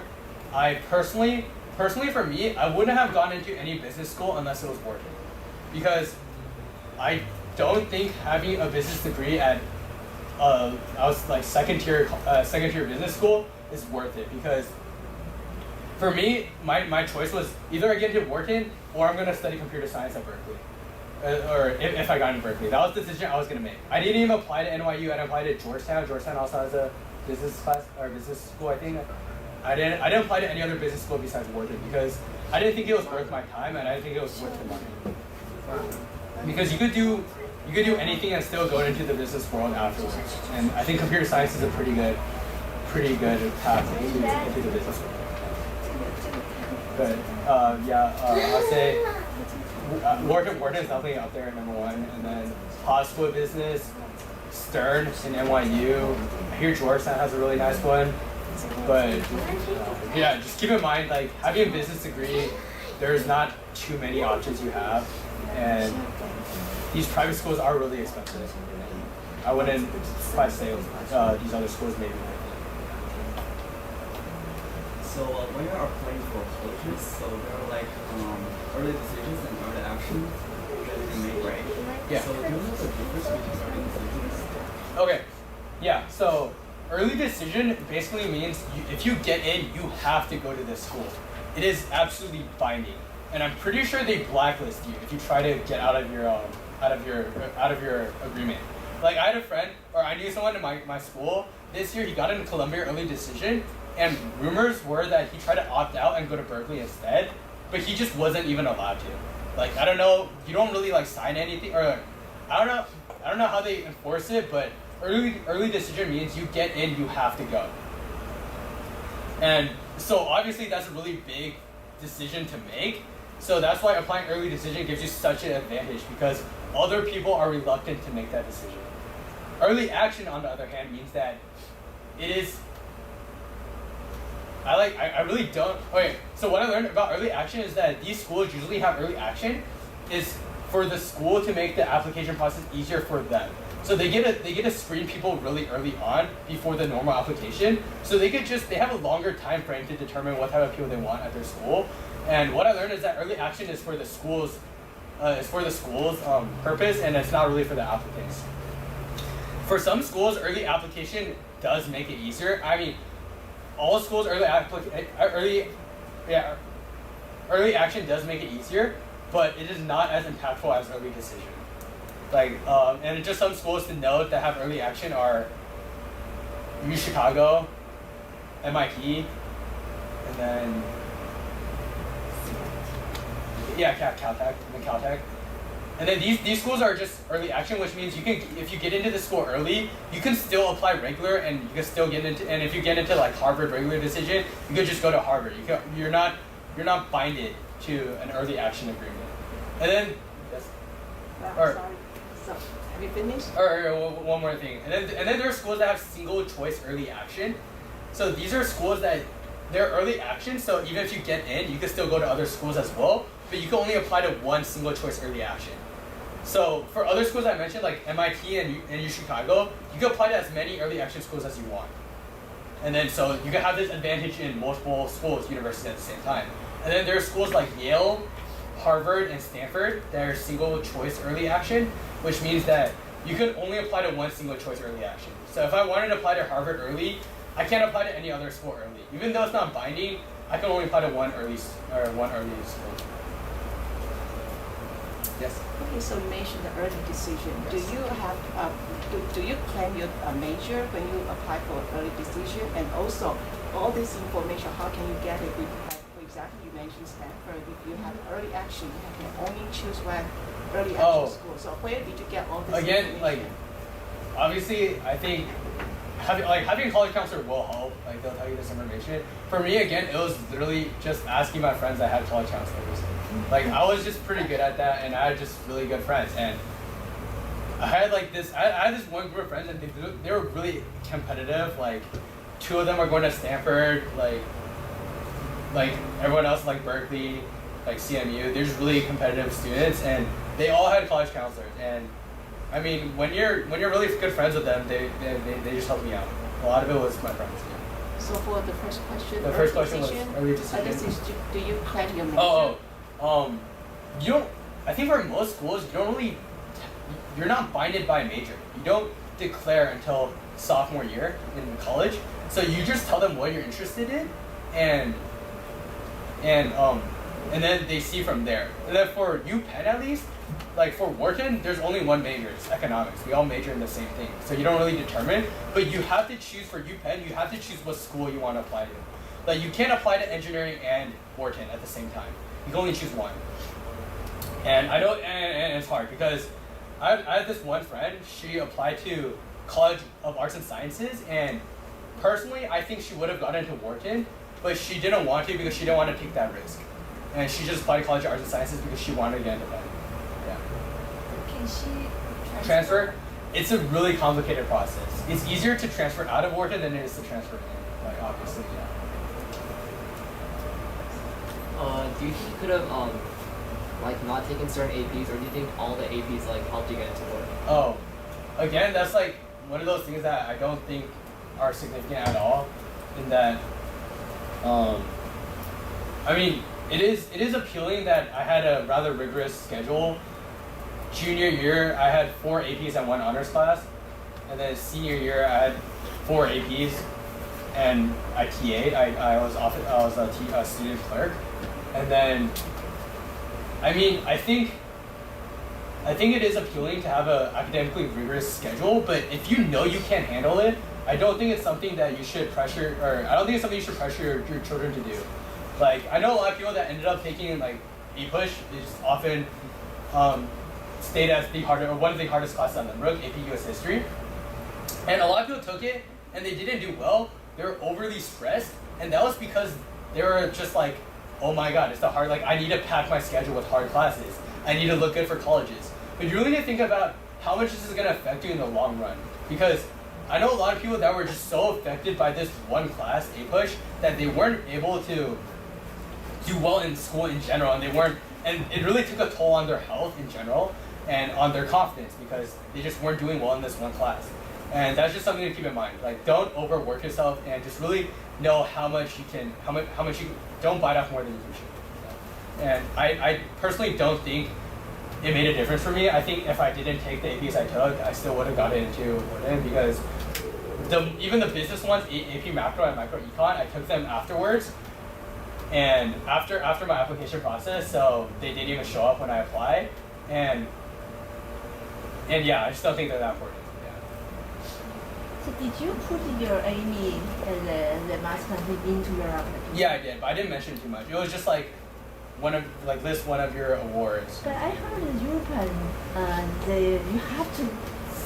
There is an entry. You have to put some. Did you any kind of math competition did you attend? Is that I true? don't think so, or I don't recall exactly. It might be true this year. I mean, most people, if you have this accomplishment, you'll mention it somewhere in your application because it's pretty important and it looks really nice. When you mention which you get an award or just you participated? Oh no, I just participated. I'm not that good at math. For me, it was already a big accomplishment qualifying for the AME because that means you already have to get past AMC, which is already like an impossible test for me. I had really big difficulty. Math was just like sort of fun for me. I wasn't very serious about it. But yeah, if you could do well on AME and keep moving on, those are really big factors that could determine your Wharton admissions, in my opinion. And then I don't think there's a separate section that asks what like math contest did you take. I know for MIT there is though. In the MIT application, it outright asks you, did you take the AME? If so, what score did you get? Did you take the USMO? What score did you get? So they obviously place a big emphasis on these math competitions. But for any other college, I'm pretty sure you just list them however you want to. There's a list, you could list all the you could list 10 activities that you did. One of mine was just participating in math contests. And then that's where I put mine. So which year did you get to AME? That was my junior year. So yeah, luckily the 1 year that counted, or the 1 year that mattered the most.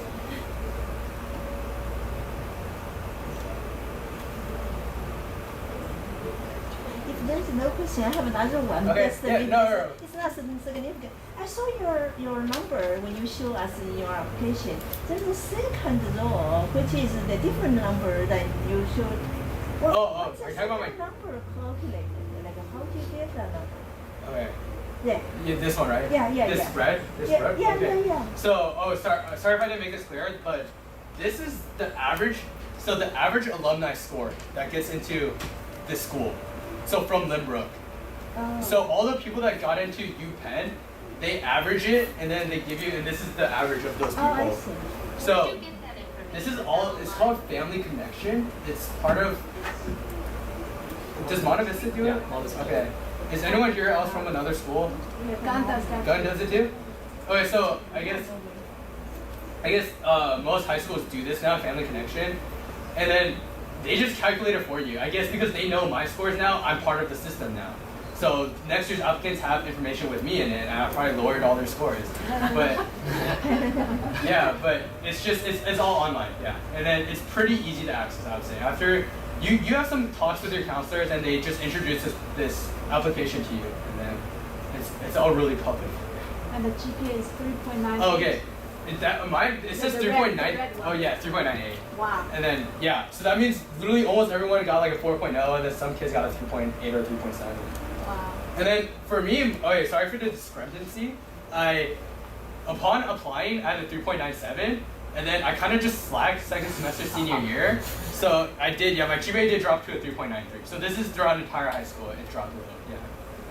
This all the red ones are Yeah. very high. So if it's red, it means you're under, and if it's green, it means you're above. Oh. So it was really discouraging at first because a lot of the schools, I was just red, yeah. Oh wow. But I don't know. I hope my entire presentation shows that this is probably not it's not nearly as significant as it seems. So I guess you pretty much can plug into this tool and figure out which school you can qualify. I mean, not necessarily, because that's the whole point, is that these scores just don't mean as much. Because, yeah, I mean, like, sure, it's important, but I hope you can see that even though I was underwhelmingly below average, I still managed to do it. And not only did I manage to get into UPenn, I managed to get into their hardest college of business. But you are exceptional. Yeah, you are not or average. yeah. But by score-wise, I'm underwhelmingly below average. But Yeah, you are exceptional. that's my whole point of this presentation. Is I hope that you can understand that it's, especially I think in the most recent years, they're gearing away away from standardized testing because they realize it's not an accurate measurement of your intelligence. What did you make the decision to take ACT after you took 2016? And also, did you report to a source and what do you help you to? Okay, so I did report both scores because like even though my SAT score is like low in comparison, overall it's not too bad. I mean, I get a lot of flack because I have friends that don't go to Lynbrook, and then oftentimes they're like, and then I tell them I have a low SAT score, and they're like, "What's your SAT score?" 2210, and they just want to slap me because like throughout the country, 2210 is a rather impressive score. Anything above 2200 is like once you hit that threshold, they know like, okay, this guy is smart enough. It's just a threshold. You just need to get past this 2200, 2150, 2250 threshold, and you're pretty much good to go. Like 2370 and a 2310 is not going to differentiate you at all. And then, so that's the reason why I did report both scores. And then my ACT score is a little bit better than my SAT score, but and I decided to take an ACT after SAT because my SAT score is considered low at Lynbrook, and I just thought maybe a different test might be easier for me, and it really was, in my opinion. Like I honestly don't know if colleges view ACT and SAT the same. Everyone says they do, but personally I disagree because for me the ACT was worlds easier than the SAT. I didn't study much for the ACT and I still managed to pull that score because I honestly just think it's an easier test. And I don't know how colleges view it as. Everyone says they view it the same, and I don't know why everyone's still taking the SAT if that's true, because the ACT is an easier test.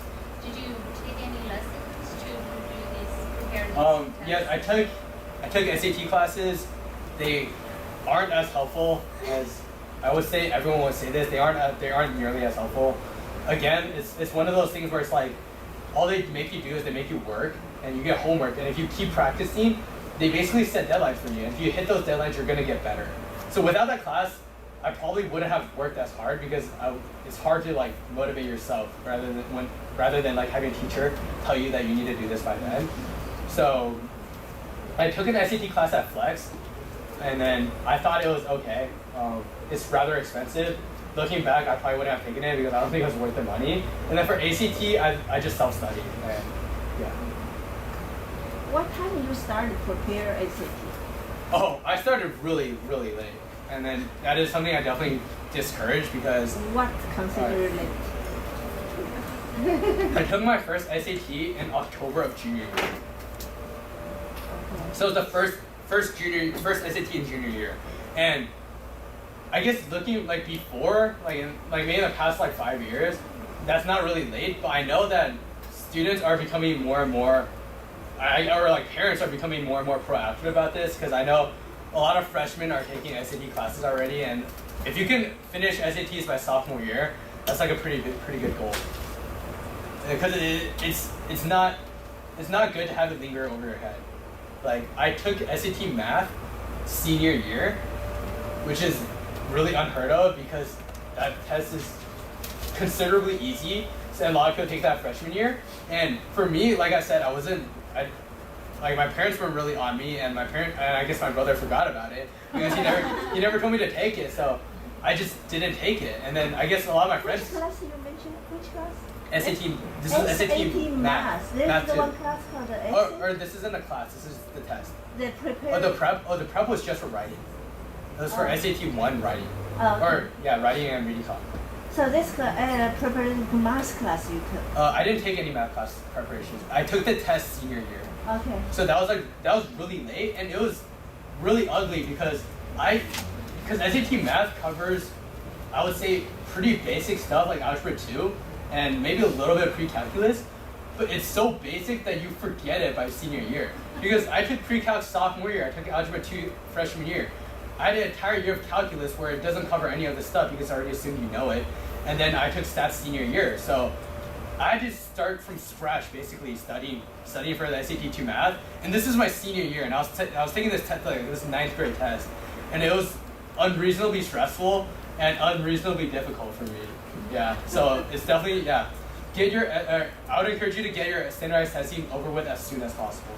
So when did you take your flex class? I took my flex class. I took my flex class sophomore year actually. Yeah. During the school year? During the school year. So you mentioned, I'm sure you have very excellent AC, but so you're very good at writing in general? I wouldn't say I'm good at writing. I would say I'm probably like maybe average, maybe above average, but I'm not like a stellar writer or anything. Yeah. But for me, taking classes like AP Language and Composition, AP Literature, those classes help my writing a lot. And they're hard classes, but they're worthwhile, I think. They're one of my favorite classes and one of the most meaningful classes that I've taken. Where's the AP Language and Junior year, or if you go to public school, your choices are really limited. So junior year is APLAC, AP Language and Composition. And then senior year is AP Literature, and AP Literature. You did take English. I took English too. In junior year. Yeah. So my junior year schedule was pretty stacked. I had AP Calc PC, AP Chem, AP Push, and AP Language and Composition.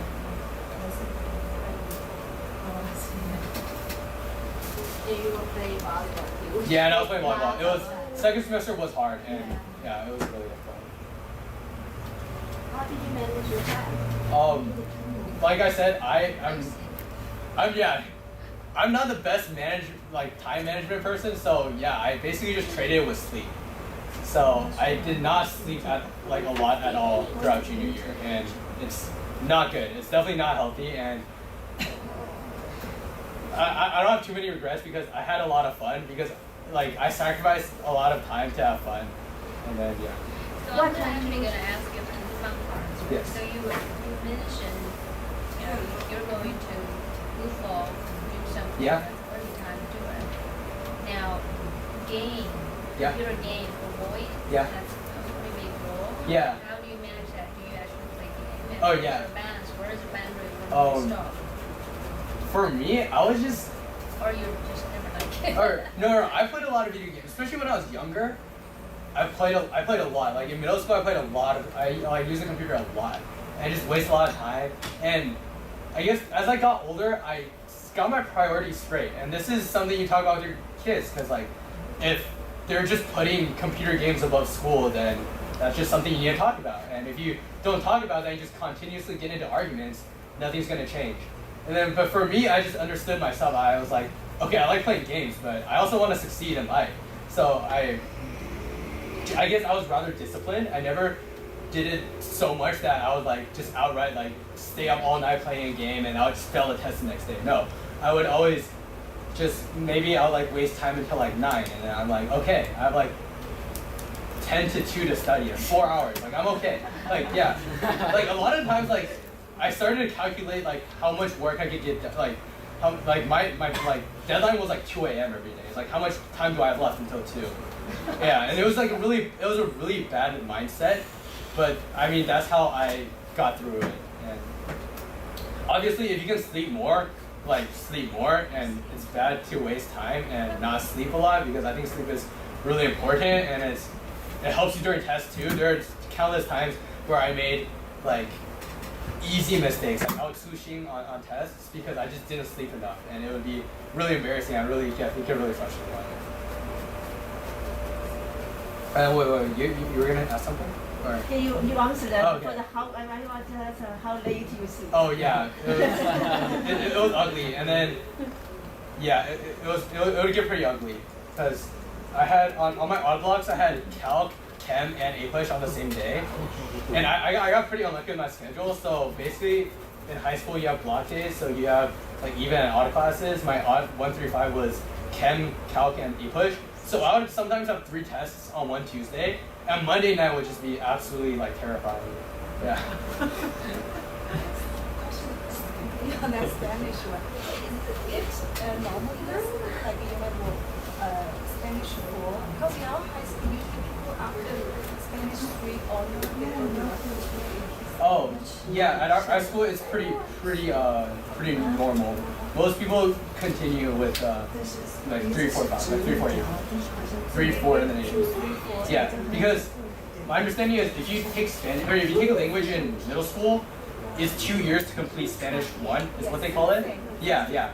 So freshman year is 2, sophomore year is 3, junior year is 4, and then you can finish by senior year. I mean, obviously, if you're really good at this, at the language, it's encouraged for you to skip. I don't think I knew anyone who skipped for Spanish. I knew a lot of people who skipped for Japanese. I know a lot of people that skipped from Japanese 3 to AP Japanese just because they're really good at it and they really like the language. But you do have a 4 honor, right? Yeah. Ours 4 is always honor at our school. Oh yeah. Yeah, I mean, if you can do it, I definitely encourage you to just skip because foreign language, yeah, I would say it's rather appealing. It looks good, and I mean, yeah, it's a good idea. But for me, I was absolutely against it. I hated it. You don't really have to, you highlight it, volunteering. And Yeah, I didn't volunteer at all. So how do you dodge that, or you should? You did through, I guess, volunteering. Yeah, or volleyball. Yeah, the only library. volunteering I did was was for volleyball, and I'm not a college. I don't know college admissions personally, and I can't tell you how much emphasis they put on volunteering, but I mean, I guess it's also pretty silly to list or brag about the hundreds of hours you have because a lot of it can be fabricated too. You could just lie. And so I guess they take that into account, and I think they care more about what type of volunteering you did and what you learned from it and your experiences from volunteering than exactly how many hours you volunteered for. Yeah. So on your application, do they ask Yes, they do. how many hours you Yeah, work, so and what do you say about it? you just tell them the truth. You just tell them how many hours you do. They usually do it by how many weeks did you do this activity for and how many hours per week. So for me, I volunteered like half the school year as a assistant coach. I mean, as a referee for Miller. And so I don't know how many that was. I was like what, maybe 20 weeks or so, and I would say around like 8 to 9 hours a week, like 8 to 10 hours a week. And that's just something you want to see. And then yes. Do you play any musical instrument? And have you tried any musical education? Anything about that? Yeah, so I used to play. I mean, I was in band in middle school. That didn't work out. And I played piano until like 8th grade, 9th grade, and it was just I was really average. It's just like, okay, yeah, take CM test, pass level 10, you can quit, that type of thing. It was just, yeah, I was forced to play piano, and then I also realized like, oh my god, like I really don't like doing this. So I just told my parents, I don't like doing this, I'm gonna quit, and they're okay with it. And then, I mean, I wish I was better at it. I think playing a musical instrument is really, really cool. I have a really good friend. She is, I would say, probably internationally like known or like nationally ranked at piano. Like she goes to Carnegie Hall and everything and plays often. She wins piano competitions, and she's unbelievable. She's going to Stanford next year. And then, I mean, I wish I was that good, but it requires a lot of time and dedication. And I think pursuing music as a career or anything is something that you would have to talk about with your children or with your students. I mean, it's not something I would personally do because, I mean, I just don't love it, and I just don't think you can be that successful with it. Yeah. Did you pass level 10 when you quit? No, I didn't even get to level 10. Yeah, and the saddest part, I got to level 8, and then I was like, all right, I'm done.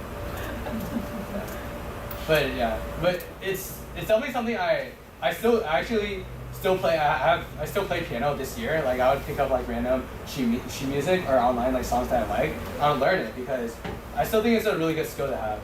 Like just being able to play piano. Yeah, and it's actually more fun when you actually like it and you play the songs you like.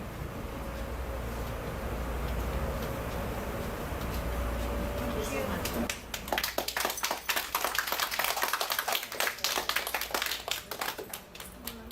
Yeah, thank you all for listening. If you have any more personal or more questions, you can come up right now and ask me, and I'll be happy to answer them. Otherwise, yeah, thank you all for coming. Thank you. Okay, and if any of you guys want to contact me, my email address is really simple. It's my name, Connor Wen, CONNORWEN @gmail.com. How many people must have that? Huh? Oh, I think my name is pretty rare. You don't meet a lot of Asians called Connor. I have a friend. Really? Oh, really? Yeah. No way. Did you see that person? Gray hair person? Yeah, no, of course. Yeah, thank you all for coming. I hope you all learned something. Thank you. She's pretty. Drink what? You Luke's mom is here. Yeah, go ahead.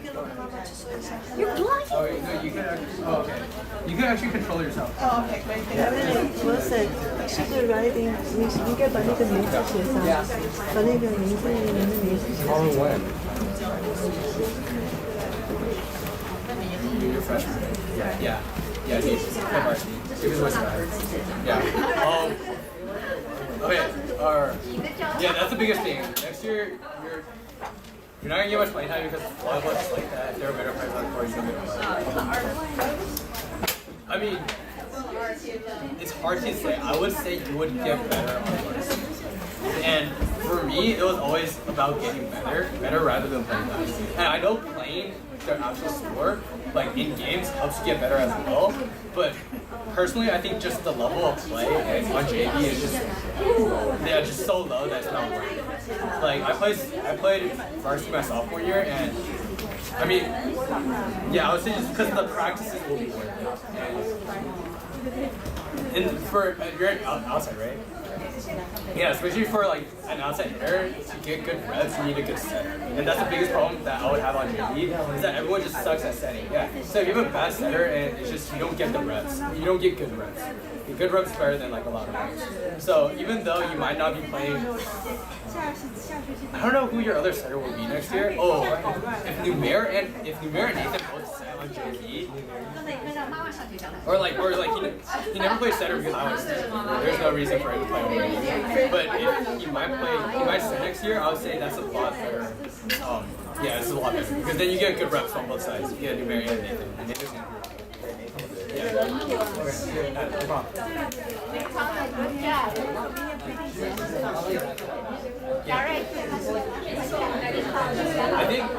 I mean, it's a slim chance to begin with, and of course, I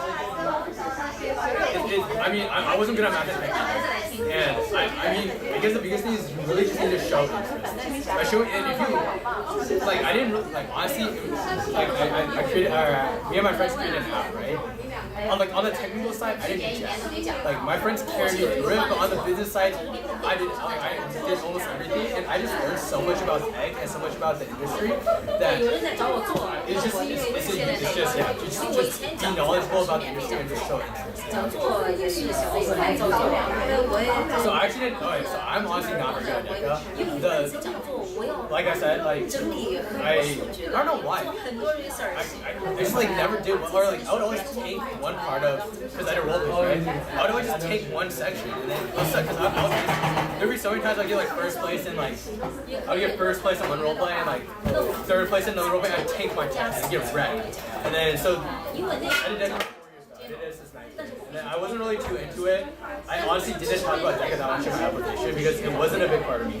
And personally, I didn't value business clubs in general. I just don't think they're very legit. Yeah, wrong.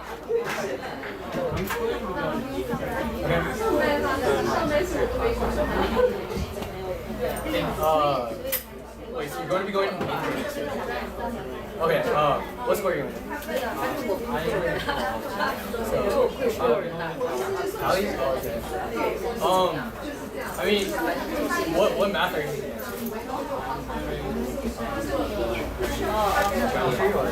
Geometry, right? Yeah. So, I mean, that's pretty standard, geometry in 8th grade, and then you go on algebra 2, pre-calc, calc, and stats. Or that's the standard, like, that's the standard math path that we have at Lynbrook. I don't know if it's any different. Okay. Oh, okay. So, I mean, I would encourage you to skip algebra 2 and try to go for pre-calc and soft in freshman year. And this is, I don't know if you can do that at your school. You can do that at my school, and a lot of people are starting to do it now.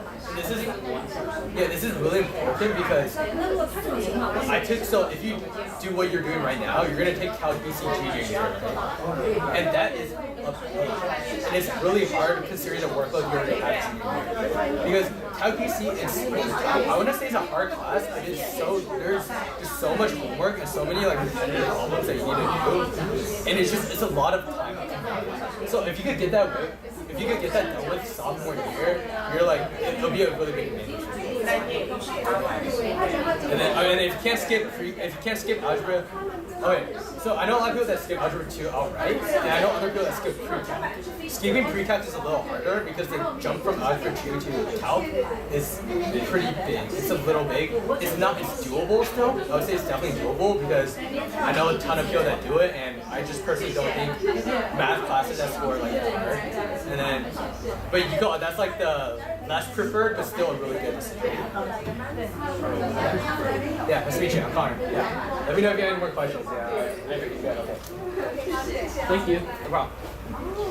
Did you drive? Yeah. No. 我没有。哦，那你跟我一起回去吧。谢谢你。小佳女儿那个下个上一届，那个 SA 的。你一开始那个阿姨说你好像讲得太快了。Yeah. 那你后来有 adjust？ 是要来好。可是你还是 2 hours 比较慢，没有说没事干。高中组参加也少一种的话，1点2点就吃饭了。喂，你们去哪？我去Orange。No， 不要。他应该不想等啊，因为你杀了你人没去也不能吃啊。那就去啊，我家也不跟你们去。你不跟我们吃，可他没有去等啊，问题是。因为我不知道，因为我礼拜3就要走。所以你要跟你朋友吃饭。他有讲啊，但是我不知道你们现在到底final。哥哥，我现在回来了，我带弟弟回来。OK， 好，拜拜。那就谢谢你。的是要对。看着哪个是你啊？我一看就知道是先不好啊。我就知道哦，我估计是他教的特别早。我也觉得，你教你我那天说了你的那个资源把你们不是，他是上面有编号的，他在那要给我发一个。好像不写名字吧，放名字上面是吧？我也没问他，但是我一看就知道。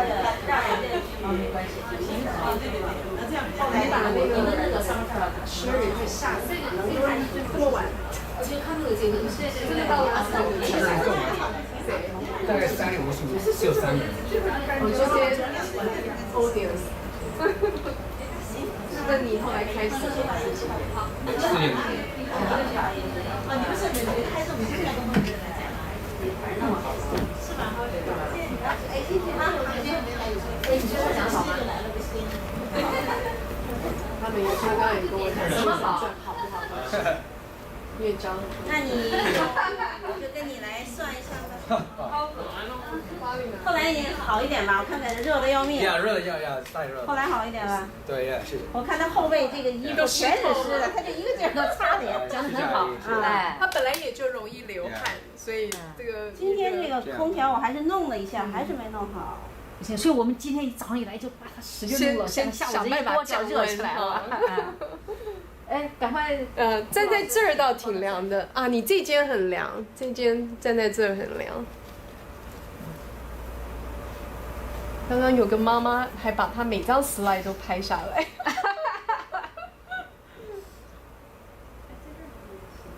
这个吧，今天哈有大概2个人呢是我们的学生，他做大学申请，所以我就没有收。哦，没问题。哦，你们学生自己有这边上课的学生就不是上课没有不是上课，要跟我们做大学申请，跟我们做 package 的。是，那就是等于 package 里的一部分。还是希望他能弄得好一点。对，但是我们做 package 就像他，我们不是跟别人每个人都一样，我们真的就是根据就是 customize。对，我们真的是根据每个人的每样。对啊，你讲到我老大，他就问题很多呀。哎 ，Angela。哎 ，Angela 你好，你过来 support 他吗？ Feels good. Your mom did call. Yeah, she did. Yeah, we're waiting. No, but I hide in the room. I didn't see here. 你有看见妈妈进来吗？有，我有看到。因为我从那个门进的。我搞错了，我就想，哎，这门怎么开得开？我就走进来，一想，哎呦，怎么就是这个 presentation？ 我本来想说躲起来的。真是误打误撞。你是挣的最多的，他们现在都降价了。啊？他那时候一个人收40块呢。哦，收这么高？不，他的表现那么好，是值这么多钱吗？不是，他们1年刚开始，中间有好久没有人了。现在我们今年办了太多次了，因为 James 那时候没人报，没有就3、4个人报，所以我们就把价钱降起来。降起来的话，也没有今天人多。就是想我的热的要命。谢谢阿姨啊。No, I didn't. What are you doing? What have you been up to? I watched a movie today. Here? No, I watched it at Joyce's house. Have you heard of American Beauty? No. It's a very McCallum approved. Is it? Yeah. Is it? How'd you get here? I drove. Drove? Oh wow. 谢谢了。谢谢你，谢谢你。那要回家了。还是挺好。Angela 可以再帮你讲一次。可以啊。Angela 是想再讲一次。Angela 什么时候走August 2nd. Oh, wait, are you just staying there till? 什么 August 2nd？ 还有 pre-college 的。哦，还有 pre-college 啥意思？It's like an engineering camp. 哦，是 camp 就是在 Stanford。是已经进了Stanford的一个。那要付费吗？就是跟你们都在一起了。Yeah. 就是学费都在一起了。Oh no. It's like 跟上学不同的。是 free 的。Yeah. 它可能就像 engineering school， 它就有一个 program， 然后就让新生来参加。那很好的嘛。就先给你 train 一些。我知道像 UC San Diego 也有一个这个。但是要付1500块。 get the invite. I just had to ask. 这个是到我期费，2次期还有住的呢哈。1500块。好，免费。对，那挺好的。8月2号就走，哎，那就很快了，下星期六。这是这样。啊。8月3。7天。Next. Yeah, like you. 哎，安吉拉那个哈，如果说我还没有跟他们谈，不知道会不会开展。就是你知道《世界日报》每年不是办教育展吗？对呀对呀。教育展的时候他们会要请人来讲哈。哎，我今天在 Convention Center 看到他，今天是报税，那所以教育展是什么时候？教育展它去年是9月初，我不知道，你看这个麦当劳到我这儿来贴了个东西，他写个8月30号，我不知道是不是就是8月30号是这个。我去年是请了3个 Lynbrook 的学生，就是代表我们6个回音去上台讲的哈。对，到时候你要不要准备讲呢？你有一个故事。30号。呀，反正他在 local。是个周末嘛，因为你在 local。OK。如果说他们可以，因为我要跟《世界日报》谈哈。你知道那个 Kasma 他本来也叫我儿子去讲啊，他们会后有一个。那不能去。你讲到这里挣不到钱了。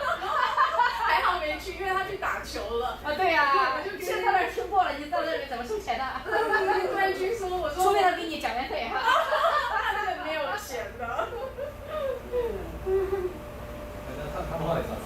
我不晓得，他就说Lynbrook 很多很优秀的，不过因为我们认得，我就先问你了，然后我就说那很感谢你，先问。华美半导体协会。Chinese American CASPA Silicon about something engineer。如果在我的街上是免费的。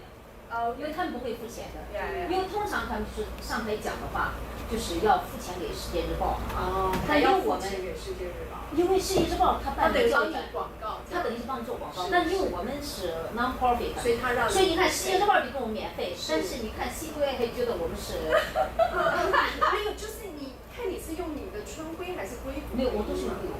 对呀。我这个我非常看重，对，我一定是用龟骨的。OK， 那我们没走了。不客气，谢谢你。Sana today not here. OK， 哎，对你推荐了一个人来嘛哈，一个印度人是不是？是女的。我不知道是男的女的，还没见呢。OK， 他叫什么名字？他现在在 Duke。OK，Ronnie。对。对，他问我了。是，他是男的女的？他是个女的。哎呀，我以为他是个男生呢。she's an essay。对，他是想问那个。对，他想申请。想找 essay 就是。Yeah, that Ronnie. She wants to be an essay instructor. No. She was wondering who was my essay. 对，因为他帮他上 essay 的现在叫我这么做。他也想。我现在跟他今天回的那个 email 哈，跟他是这样说的，因为他想要 orally take。orally take 像 essay 的话哈，就是如果说你自己知道怎么写，就是拿过来只是改的话是可以，我们可以 orally 的哈。但是呢，有的人呢，就是我们往年的经验哈，就是 orally take， 但是他那个父母因为小孩的时间。